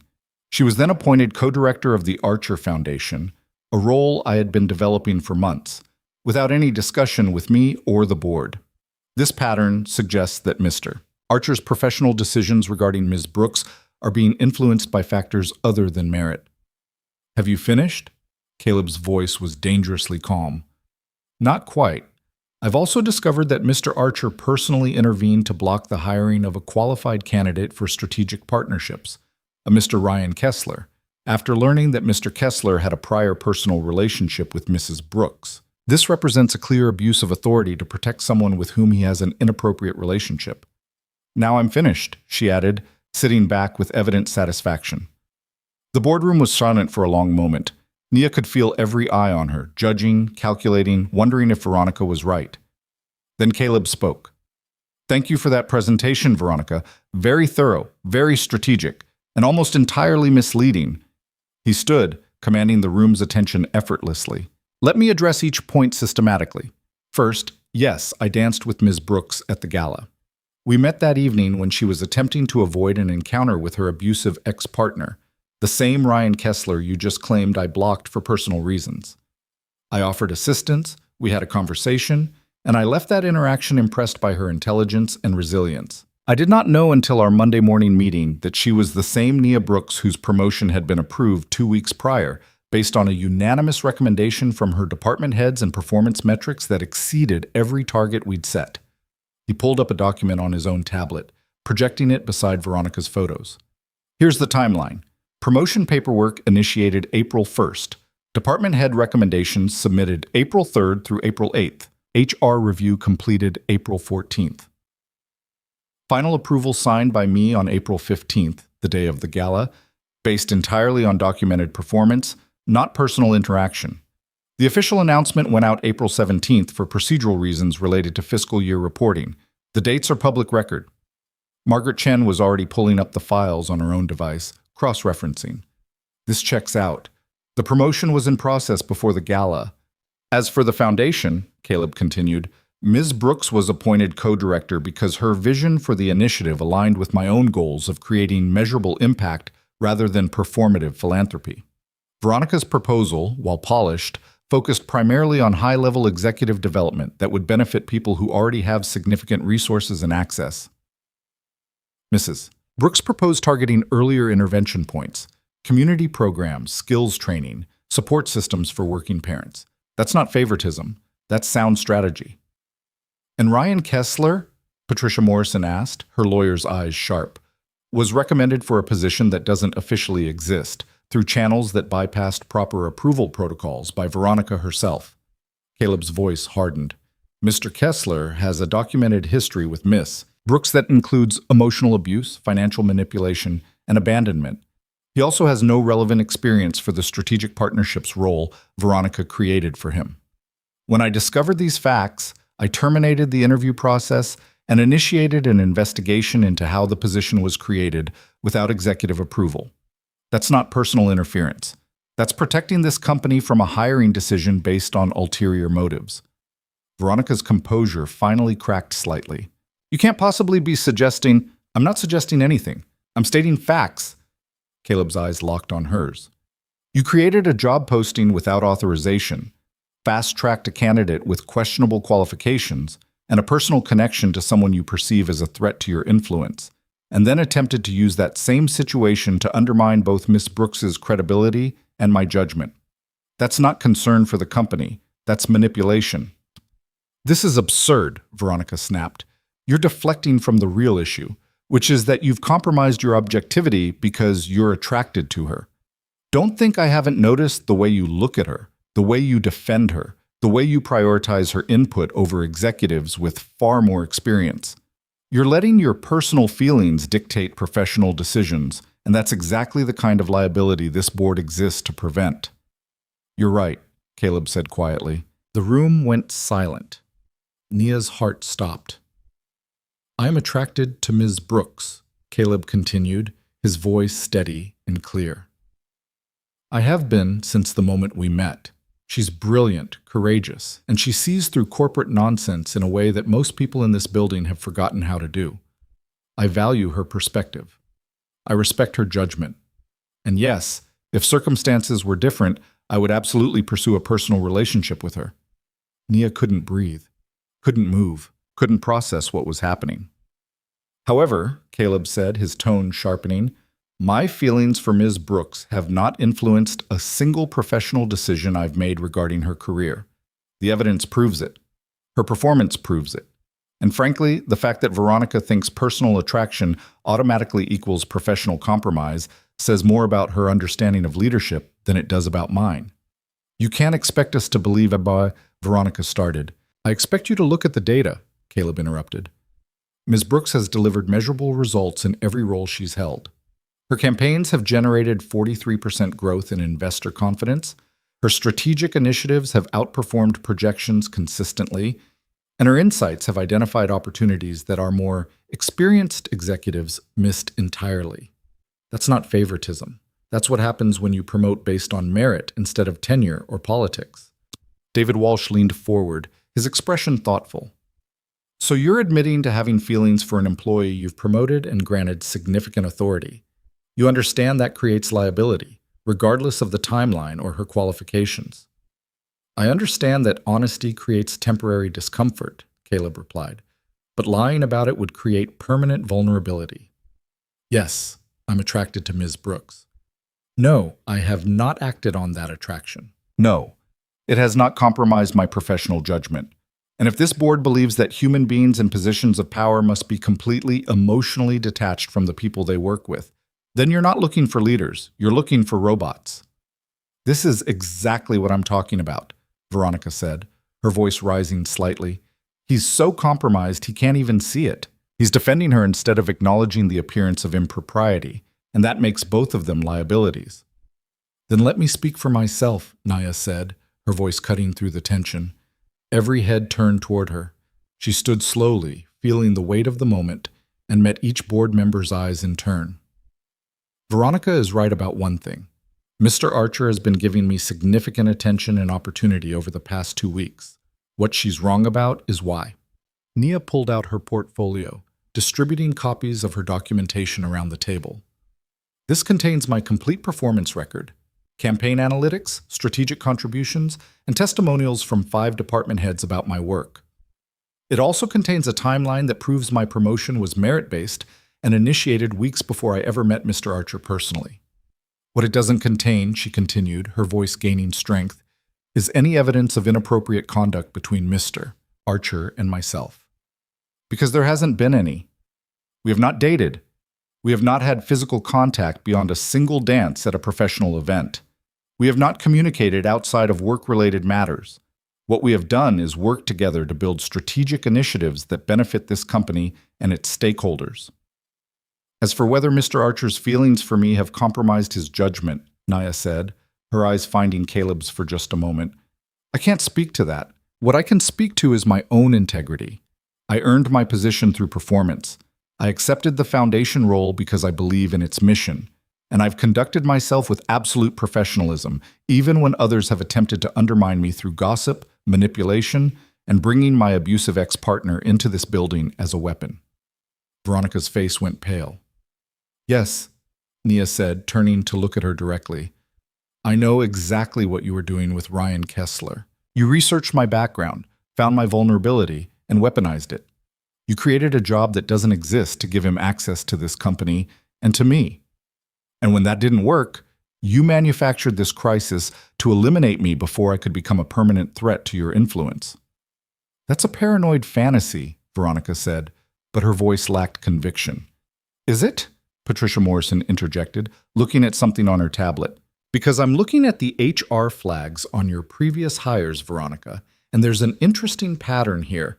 4 men, all brought in through expedited processes, 3 of whom left under questionable circumstances within 6 months. That's either spectacularly bad judgment or something more deliberate. Those situations were completely unrelated, were they?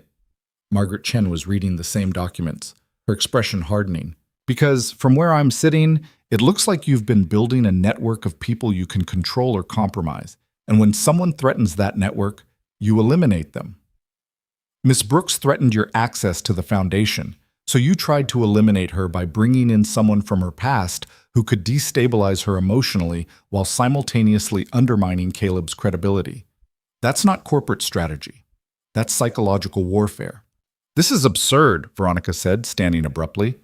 You're all being manipulated by her victim narrative and his obvious infatuation. I came here with legitimate concerns about leadership integrity, and you're turning it into an attack on me. You came here with photos and innuendo, David Walsh said flatly.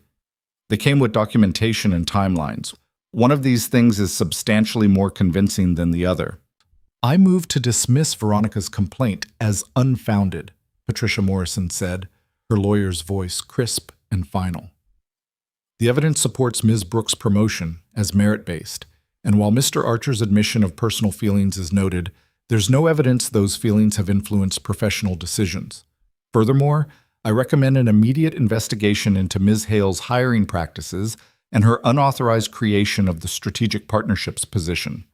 Seconded, Margaret Chen said. All in favor? David Walsh asked. Every hand went up except Veronica's. The room was silent for a moment, the decision hanging in the air like thunder. Then it's settled, Walsh said. Ms. Brooks's promotion and foundation appointment stand.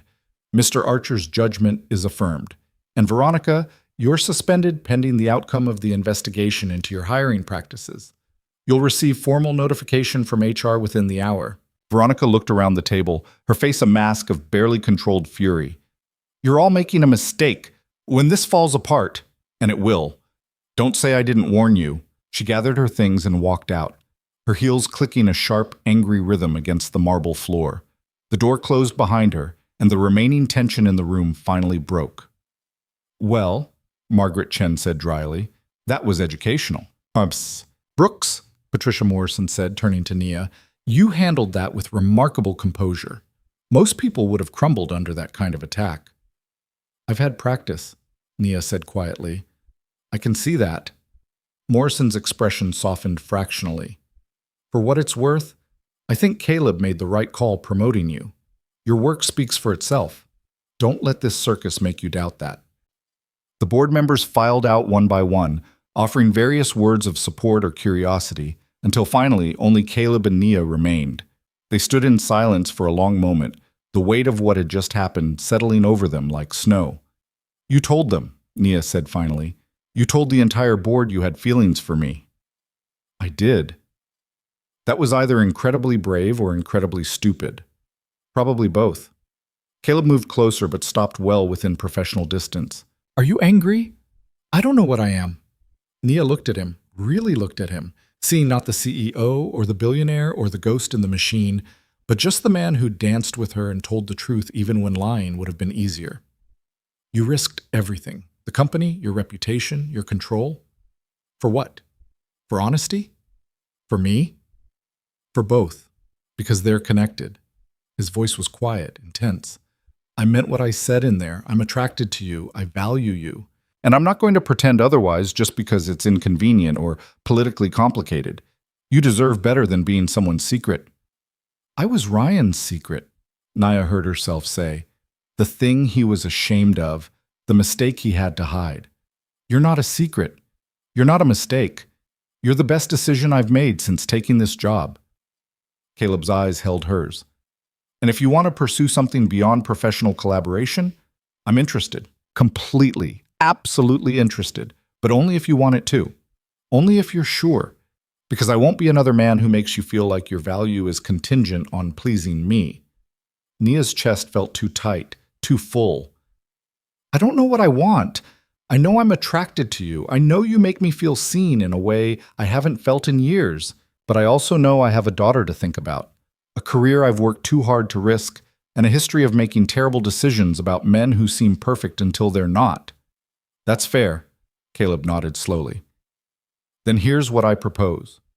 We table the personal conversation until after the investigation concludes and things stabilize. We focus on the foundation, on building something that actually matters. And when the dust settles, if you still want to explore this, I'll be here. If you don't, I'll respect that completely, and we'll continue as colleagues. No pressure, no expectations, just honesty. You'd really be okay with that? With waiting? I've been alone for 4 years by choice, Nia. I can wait a little longer for something real. He smiled slightly. Besides, I have a feeling you're worth waiting for. Nia felt tears press behind her eyes and blinked them back. I should get back to work. You should get some rest. You've been up all night building a case that just saved both our careers. How did you know? Because I know you, and because I did the same thing. He gestured toward the door. Go home, hug your daughter, take the weekend. Monday we'll start building the foundation into something extraordinary. But today, you rest. Nia wanted to argue, wanted to prove she was strong enough to push through, wanted to demonstrate that she didn't need rest or comfort or anything that might make her seem weak. Instead, she said, Okay, I'll see you Monday. See you Monday, Ms. Brooks. She walked out of the boardroom with her head high and her documentation tucked under her arm, feeling like she'd just survived a war and wasn't entirely sure who'd won. But as she rode the elevator down to street level and stepped out into bright Friday afternoon sunshine, she realized something important. She was still standing, still employed, still fighting, and for the first time in longer than she could remember, she wasn't fighting alone. Her phone buzzed as she hailed a cab, a text from an unknown number, and for a terrible moment she thought it was Ryan again. But it wasn't. It was just 2 words, you won, and beneath it, a single initial, C. Nia smiled, slipped her phone into her pocket, and headed home to hold her daughter and figure out what came next for a woman who'd just declared war on corporate corruption and accidentally fallen for her CEO in the process.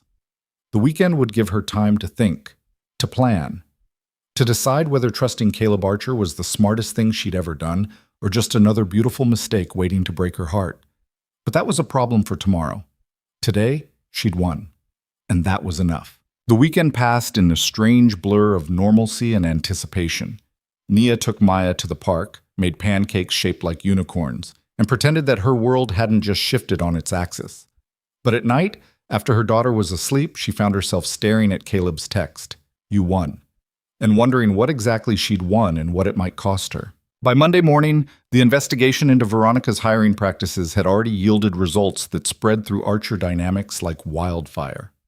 HR had uncovered not just procedural violations, but a pattern of financial irregularities tied to the candidates Veronica had recommended. Consulting fees paid to shell companies, kickbacks disguised as contractor payments, a network of obligations and leverage that painted a picture far darker than simple corporate politicking. Nia learned about it from Jordan, who arrived at her office at 8:30 with coffee and gossip in equal measure. "They're saying Veronica's been running her own recruitment scheme for years," Jordan said, setting down the coffee with barely contained excitement. Bringing in people who owed her favors, taking cuts of their salaries through fake consulting contracts, building leverage over them so they'd do whatever she wanted. Ryan Kessler was just the latest. How did nobody catch this before? Nia asked, though she suspected she already knew the answer. Because she was careful, and because she had friends on the board who didn't ask too many questions.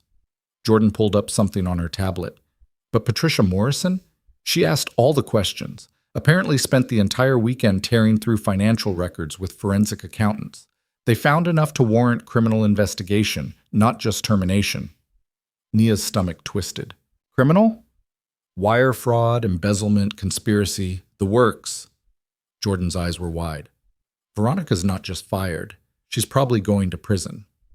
The news should have felt like victory.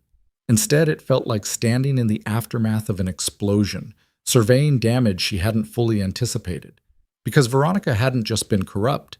She'd been competent enough to hide it for years, and desperate enough to burn everything down when she felt threatened. And Nia had been the threat that triggered the collapse. Has anyone heard from Ryan? Nia asked, trying to keep her voice neutral. He's been trying to call the office. HR blocked him. Apparently he's claiming he had no idea about Veronica's scheme, that he was just trying to get a legitimate job. Jordan's expression hardened.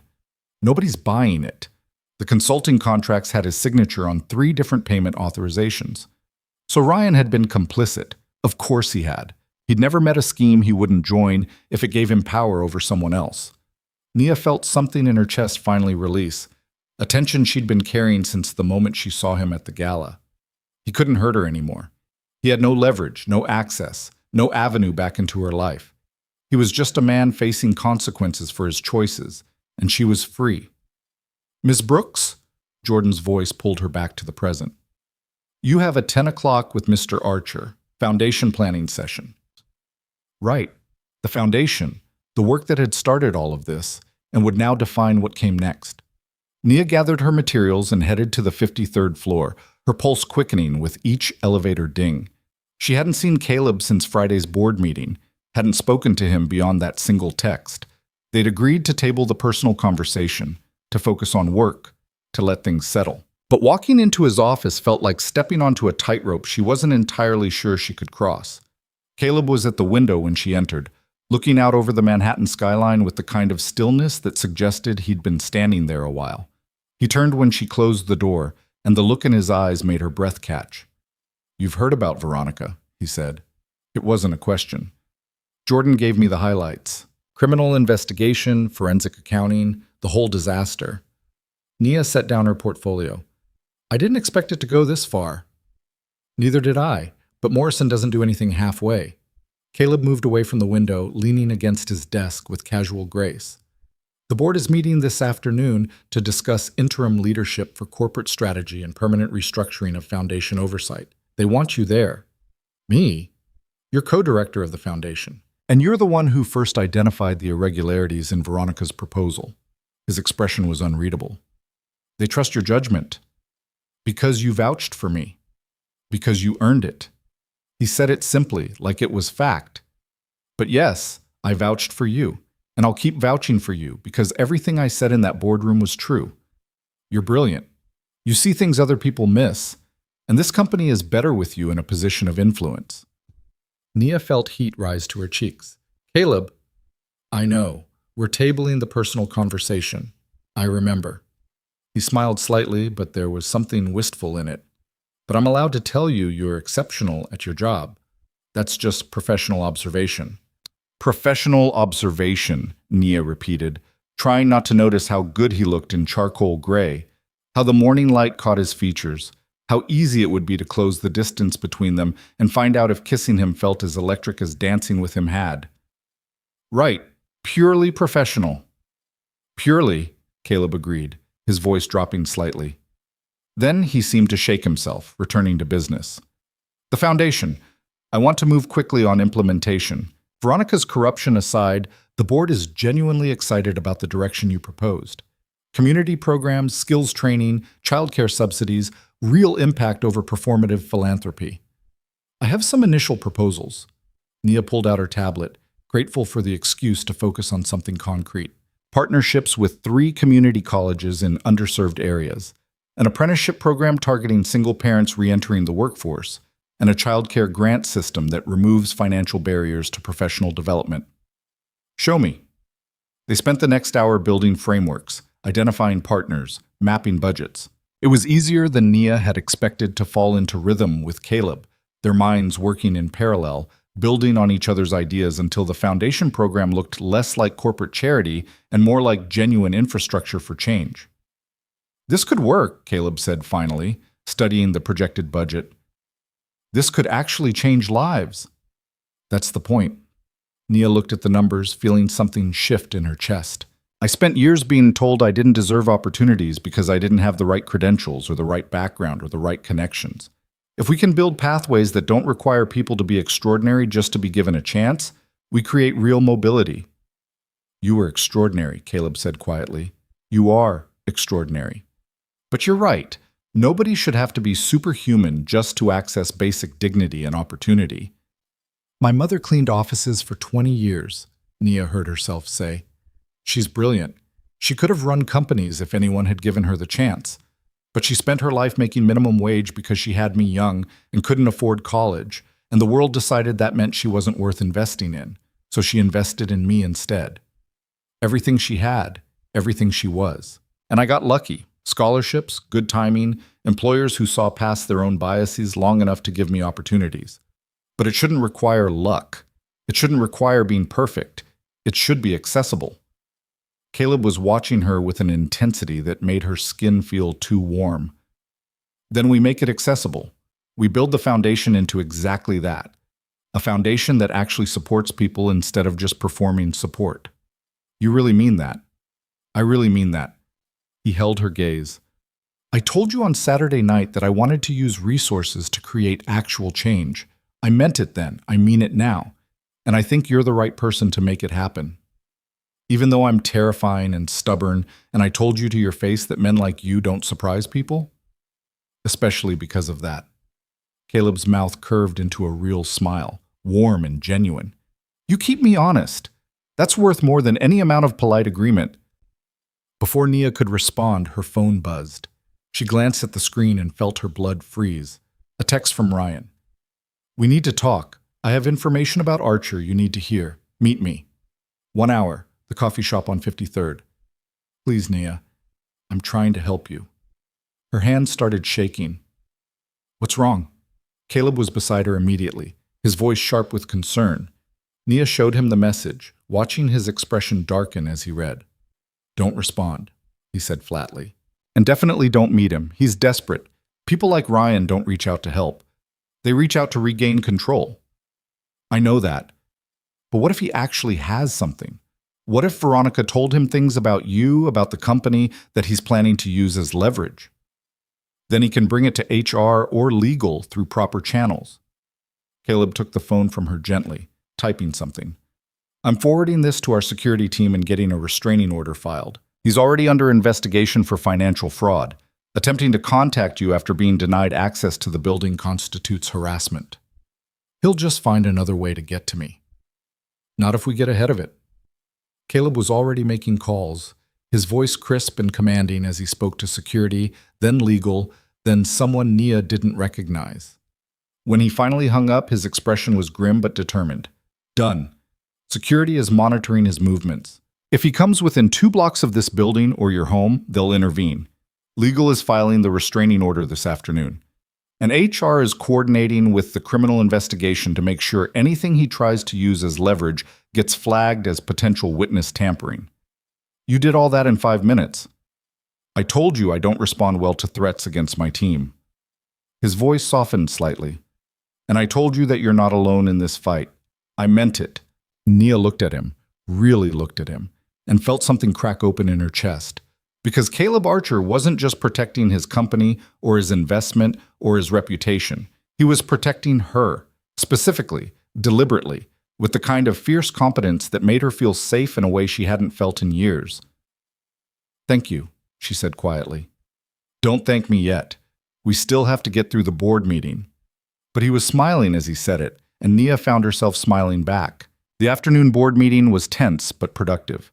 Patricia Morrison presented the findings from the investigation, evidence of fraud, embezzlement, and conspiracy that painted Veronica as far more dangerous than anyone had suspected. The board voted unanimously to terminate her employment, cooperate fully with criminal prosecution, and implement new oversight protocols to prevent similar schemes in the future. Then they turned their attention to the foundation. Margaret Chen spoke first, her voice carrying the boardroom with easy authority. I've reviewed Ms. Brooks' proposal for foundation restructuring.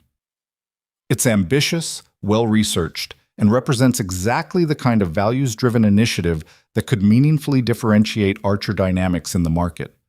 I move to approve full funding and grant Ms. Brooks primary authority over strategic direction and implementation. Seconded, David Walsh said immediately. The vote was unanimous. Nia sat in stunned silence as the board discussed budgets and timelines and partnership strategies, her brain struggling to process that this was real, that she was really being given this kind of authority and trust. Ms. Brooks?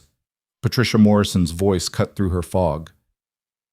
Do you accept the appointment as executive director of the Archer Foundation with full budgetary authority and board support? Yes, I accept. Nia's voice was stronger than she felt. Thank you for this opportunity. I won't waste it. See that you don't. But Morrison was smiling slightly. And Ms. Brooks? I was serious on Friday. You handled Veronica's attack with remarkable composure. This company needs more people who can stay calm under pressure and still fight for what's right. Don't let anyone make you forget that. The meeting adjourned shortly after, board members filing out with various expressions of approval and curiosity. Caleb lingered, waiting until they were alone. Executive Director, he said, leaning against the conference table. Congratulations. I can't believe that just happened. Believe it. You earned it. He studied her face. How do you feel? Terrified, excited, like I'm about to do something that either changes everything or destroys me completely. Nia laughed shakily. So basically normal. That sounds about right. Caleb's expression grew more serious. Nia, I need to tell you something about Ryan's text. Her stomach dropped. Did security find something? Not security. Me. He pulled up something on his phone, then handed it to her. I had our IT team trace the message routing. It didn't come from Ryan's phone. It came from a burner purchased 2 days ago with cash, but the location data shows it was sent from outside Veronica's apartment building. Nia stared at the screen. Veronica sent it pretending to be Ryan. Most likely. Or she had Ryan send it on her behalf. Either way, it was a trap. She wanted you panicked and isolated, making desperate decisions, meeting with someone she could control or compromise. When that didn't work, when you showed me the message instead of hiding it, she lost her last play. She really thought I'd be that easy to manipulate. She thought you were the same person Ryan broke 5 years ago. She didn't account for who you became after. Caleb handed her phone back. But she's done now. The criminal investigation, the restraining order, the board decision, she has no leverage left. You're safe. Nia wanted to feel relief. Instead, she felt the weight of everything that had happened crashing down. The fear, the fighting, the constant vigilance required to survive people who wanted to destroy her. I'm so tired, she whispered. I'm so tired of having to fight just to exist in spaces I've earned, of proving myself over and over while men fail upward, of being told I'm too much and not enough simultaneously. I know, Caleb's voice was gentle, and I'm sorry you've had to fight this hard. You shouldn't have to. But I do, because the alternative is letting people like Veronica and Ryan win. And I refuse. Nia straightened her spine, forcing strength back into her voice. I refuse to let them take this from me. Good, Caleb smiled, because the world needs what you're building, and I personally would very much like to see what you do with the foundation when you're not spending all your energy fighting corporate corruption. Personally? Nia raised an eyebrow. I thought we were being purely professional. We are. Professionally, I think you're going to revolutionize philanthropic infrastructure. Personally, he paused, his eyes holding hers. Personally, I think you're extraordinary, and watching you fight has been one of the most compelling experiences of my life. And when you're ready to have the conversation we tabled, I'll be here. What if I'm never ready? Then I'll respect that and be grateful I got to work with you. He said it simply, like it was just fact. But I don't think that's what you're asking. What am I asking? Whether I'm worth the risk, whether trusting me will end like trusting Ryan did, whether I'm just better at hiding the same toxicity. Caleb moved closer, but stopped well within respectful distance. And the honest answer is, I don't know. I can tell you my intentions are good. I can show you my actions have been consistent, but I can't promise I'll never hurt you, because people hurt each other even when they're trying not to. What I can promise is honesty, respect, and the commitment to keep showing up even when things get complicated. Nia's chest felt too tight. That's a hell of a speech. It's the truth. He held her gaze. You asked me once what I wanted from you. I want the same thing I wanted on the dance floor. Honesty, whatever that looks like. Friendship, partnership, something more if you want it. But honest? Whatever it is. I don't know if I can do more, Nia admitted. I have Maya to think about. A career I've worked too hard to risk, and scar tissue from Ryan that I'm still learning to navigate. I can't promise you anything beyond what we have now. Then what we have now is enough. Caleb's voice was steady, certain. And if it grows into something else organically, we'll navigate that together. But I'm not going anywhere, Nia. Whether we're colleagues, friends, or something more complicated, I'm here. The weight of his words settled over her like a blanket, warm and solid and terrifyingly real. Because Caleb Archer was offering exactly what she'd needed someone to offer for years. Patience, respect, the space to figure out what she wanted without pressure or manipulation. And maybe, just maybe, she could trust that. Okay, she said quietly. Then let's start with friends. Real friends. The kind who are honest with each other and don't play games, and we'll see what happens from there. I can work with that. Caleb extended his hand, formal and slightly ridiculous given everything they'd been through. Friends, then, with the potential for strategic partnership and occasional philosophical debate. Nia laughed and shook his hand, feeling the electric charge that always sparked between them. Friends with strategic partnership potential. That's the most corporate description of a relationship I've ever heard. I'm a CEO. It's literally my job to make everything sound like a business deal. But he was smiling as he said it, and Nia felt something in her chest finally unclench. The following weeks blurred into intense work and careful navigation. Nia threw herself into building the foundation's infrastructure, partnering with community organizations, designing programs that actually address systemic barriers instead of just performing charity.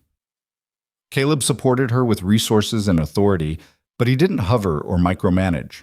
He trusted her judgment, challenged her assumptions when warranted, and showed up for every presentation and strategy session like her work mattered to him personally, which, she was starting to realize, it did.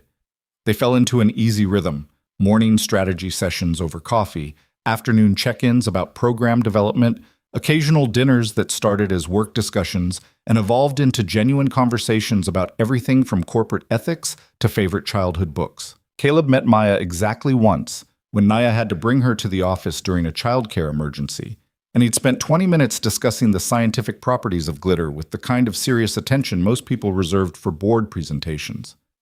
Maya had declared him acceptable for a grown-up, which in her 4-year-old value system was the highest possible praise. And slowly, carefully, Nia felt herself begin to trust. Not blindly, not recklessly, but with the kind of cautious optimism that came from watching someone's actions align with their words over time. 3 months after Veronica's termination, the foundation launched its first pilot programs, community college partnerships that provided childcare stipends and flexible scheduling. Apprenticeship opportunities specifically designed for people re-entering the workforce after caregiving responsibilities. Skills training that didn't require expensive credentials or years of unpaid internships. The response was overwhelming. Applications flooded in from people who'd been told they weren't qualified, weren't prepared, weren't worth the investment. And Nia spent long hours reviewing files and seeing herself reflected back.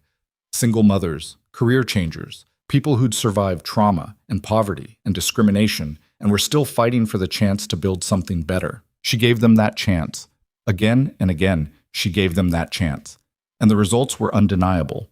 Within 6 months, the foundation's programs showed higher completion rates and better job placement than any traditional corporate training initiative Archer had ever funded. The metrics were so strong that other companies started reaching out, asking to partner, wanting to replicate the model. The board was thrilled. The press coverage was glowing. And Nia Brooks, former single mother who'd been told she'd never amount to anything, became the face of a movement toward accessible, effective corporate philanthropy. She should have been celebrating. Instead, she was exhausted.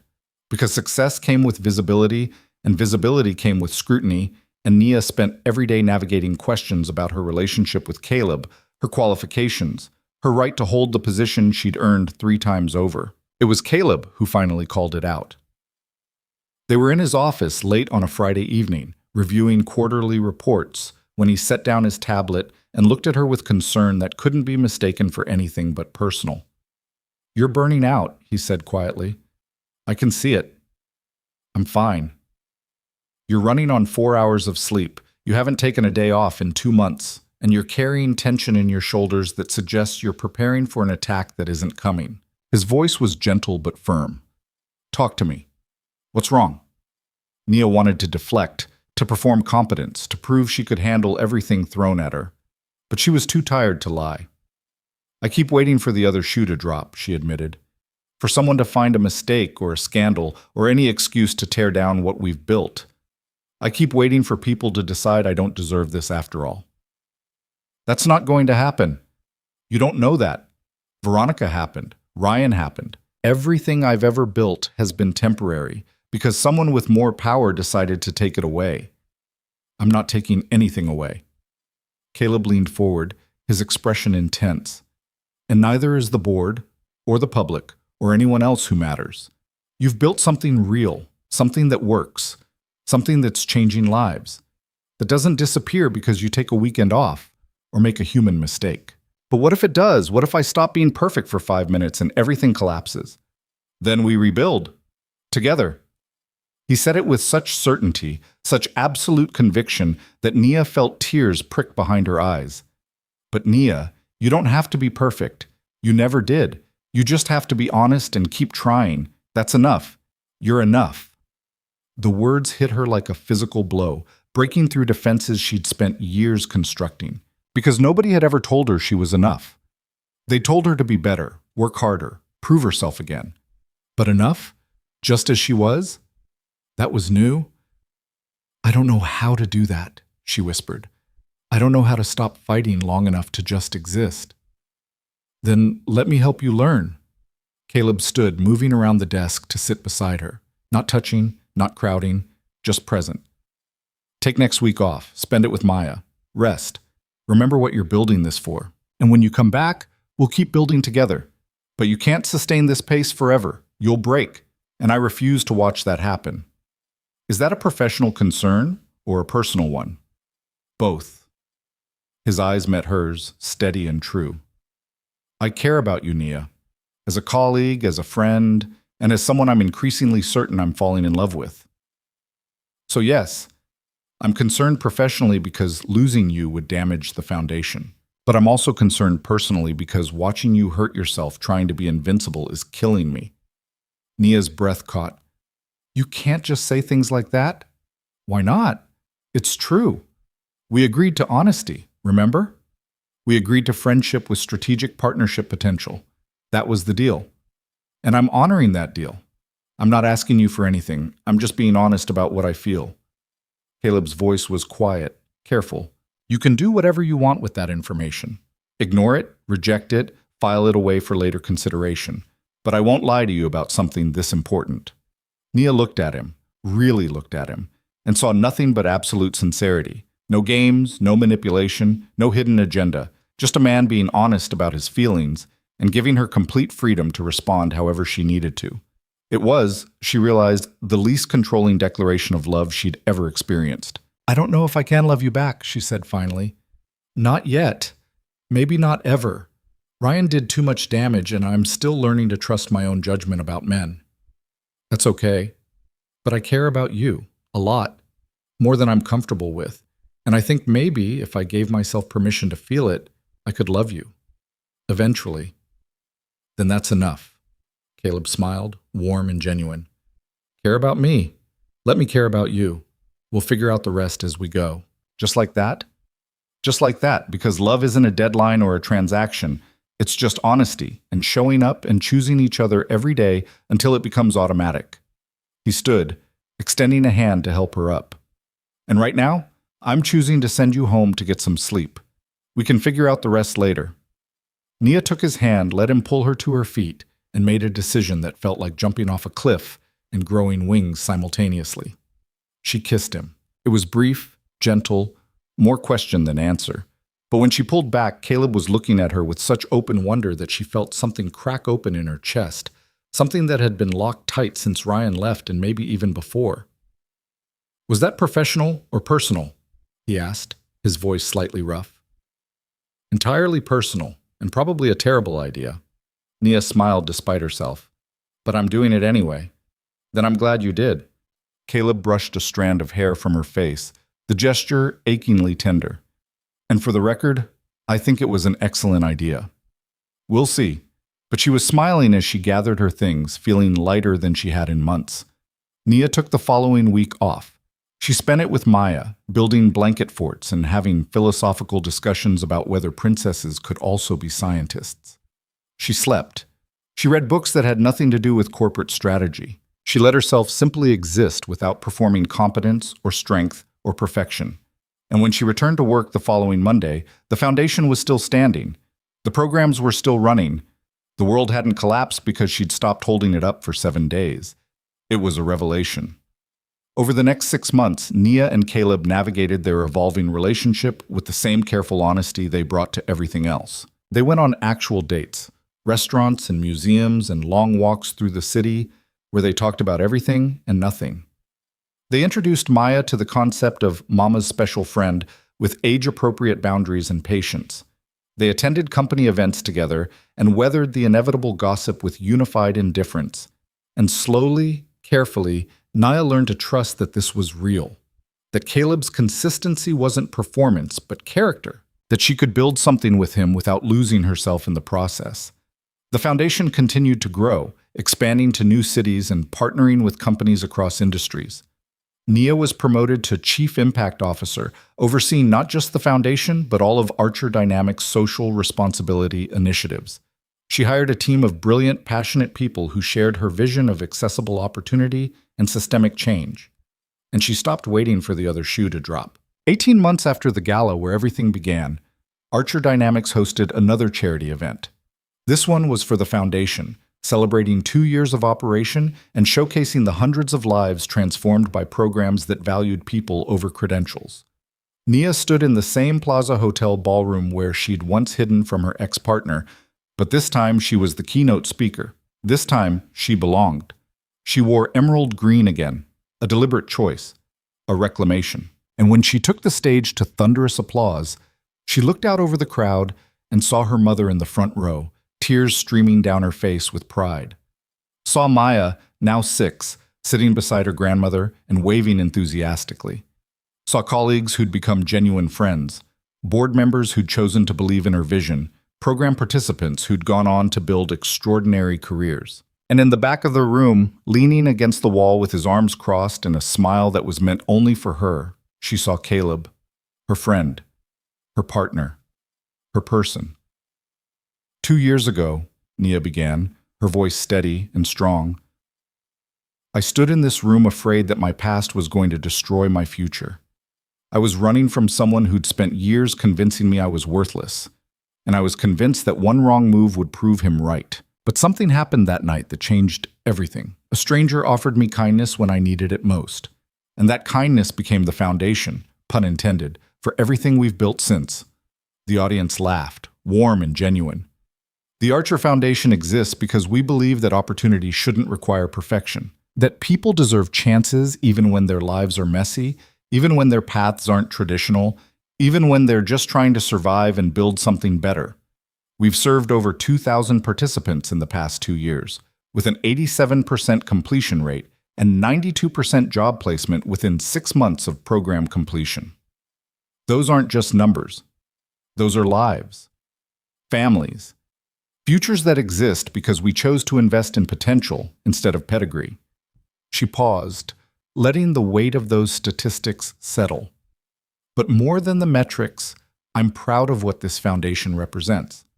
It represents the idea that corporate responsibility can mean more than press releases and tax deductions, that we can build infrastructure for real change instead of just performing concern, and that everyone, regardless of their starting point, deserves dignity, respect, and the chance to prove what they're capable of when given real support. The applause was deafening. Nia smiled, feeling tears press behind her eyes, and finished with the words she'd been waiting 2 years to say. I was told once that I wasn't worth the investment, that I was too much and not enough all at once, that I'd never rise above the circumstances I was born into. And standing here tonight, leading an initiative that's changing lives and reshaping how we think about corporate philanthropy, I can definitively say that assessment was wrong, not because I'm special, but because none of us are limited by other people's inability to see our value. We're limited only by access to opportunity. And this foundation exists to make sure that access is real, sustainable, and transformative. She stepped away from the podium to a standing ovation, her heart full, her purpose clear. Later, after the speeches and the networking and the inevitable photos, Nia found Caleb on the balcony overlooking Central Park. The city stretched out below them in lights and movement, alive and endless. You were incredible in there, Caleb said as she joined him at the railing. I had good material to work with. Nia leaned against him, comfortable in a way that had taken months to develop, but now felt natural. 2 years. Can you believe it's been 2 years? Feels like yesterday. Feels like forever. He wrapped an arm around her shoulders. Any regrets? About the foundation? Not one. She paused, considering. About us? Sometimes I wish I'd kissed you sooner. Would have saved us both some anxiety. But then we wouldn't have built the friendship first. And I like what we built. Caleb turned to face her fully, his expression serious. Nia Brooks, I love you. I've loved you since the moment you told me the CEO was probably counting money while everyone else did real work. And I'm going to keep loving you whether you're changing the world or just trying to figure out dinner. No pressure, no expectations, just truth. Nia felt her chest constrict with emotion, the good kind, the kind that expanded instead of crushed. I love you too. It took me a while to get there, and I'm probably always going to be a little bit broken in ways that make this complicated. But I love you, completely, absolutely, in ways that terrify me and make me brave simultaneously. Good. Caleb smiled, pulling her closer. Because I bought a ring 3 months ago, and I've been carrying it around waiting for the right moment. But I'm starting to think maybe there is no perfect moment. Maybe there's just honesty and showing up and choosing each other. Nia's breath caught. Are you asking me what I think you're asking me? Not yet. Not tonight. Tonight is about the foundation and what you've built. He kissed her forehead gently. But soon, when you're ready, I'll ask, and you can answer however feels right, and we'll build from there, just like everything else we've done. You're really okay with that? With waiting until I'm ready? I've been waiting my whole life for someone real. I can wait a little longer for you to be sure. His eyes held hers, steady and true. Besides, we've got time. And I plan to spend all of it proving that I'm worth the risk you took on me. Nia kissed him then, long and deep and full of promise, surrounded by the city lights and the sound of celebration from inside, and the knowledge that she'd built something real from the ashes of everything that had tried to break her. She'd built a foundation, a career, a family, a love that didn't require her to be perfect, just honest. And standing on that balcony with Caleb Archer's arms around her, and her daughter safe inside with family, and her future stretching out bright and boundless, Nia Brooks finally understood what it meant to be enough. Not because someone told her she was, but because she'd decided it for herself. And that in the end was the only approval she'd ever really needed. 6 months later, Caleb asked his question on a random Tuesday evening while they were assembling furniture for Maya's new bedroom.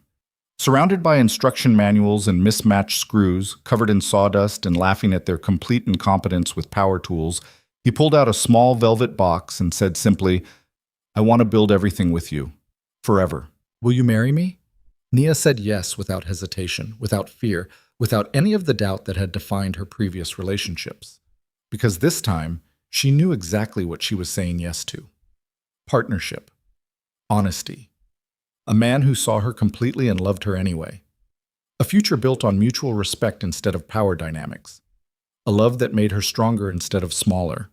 They were married 8 months later in a small ceremony that prioritized meaning over spectacle. Maya served as flower girl and officiant's assistant, declaring the proceedings scientifically romantic. Nia's mother cried through the entire event. The foundation team threw rice made from recycled paper because someone had read an article about environmental impact. And when Caleb kissed his bride, he whispered against her lips, "Thank you for taking a chance on a stranger at a gala. Best decision I ever made was asking you to dance." "Second best," Nia corrected, smiling through happy tears. "The best decision was choosing to be honest about everything that came after." "Fair point, Mrs. Archer. I'm keeping Brooks professionally. We discussed this." "I know. I just like saying it." He kissed her again, and the room erupted in applause. And Nia Brooks, brilliant strategist, foundation director, survivor, mother, wife, woman who'd rebuilt herself from rubble and refused to be broken by people who thought she was disposable, looked out at the faces of everyone who'd chosen to believe in her and felt complete. Not because she'd found a man to complete her, but because she'd found herself and built a life that honored every scar and every victory and surrounded herself with people who loved her for exactly who she was. That was the real foundation, the one that would last forever. Everything else was just building up from there.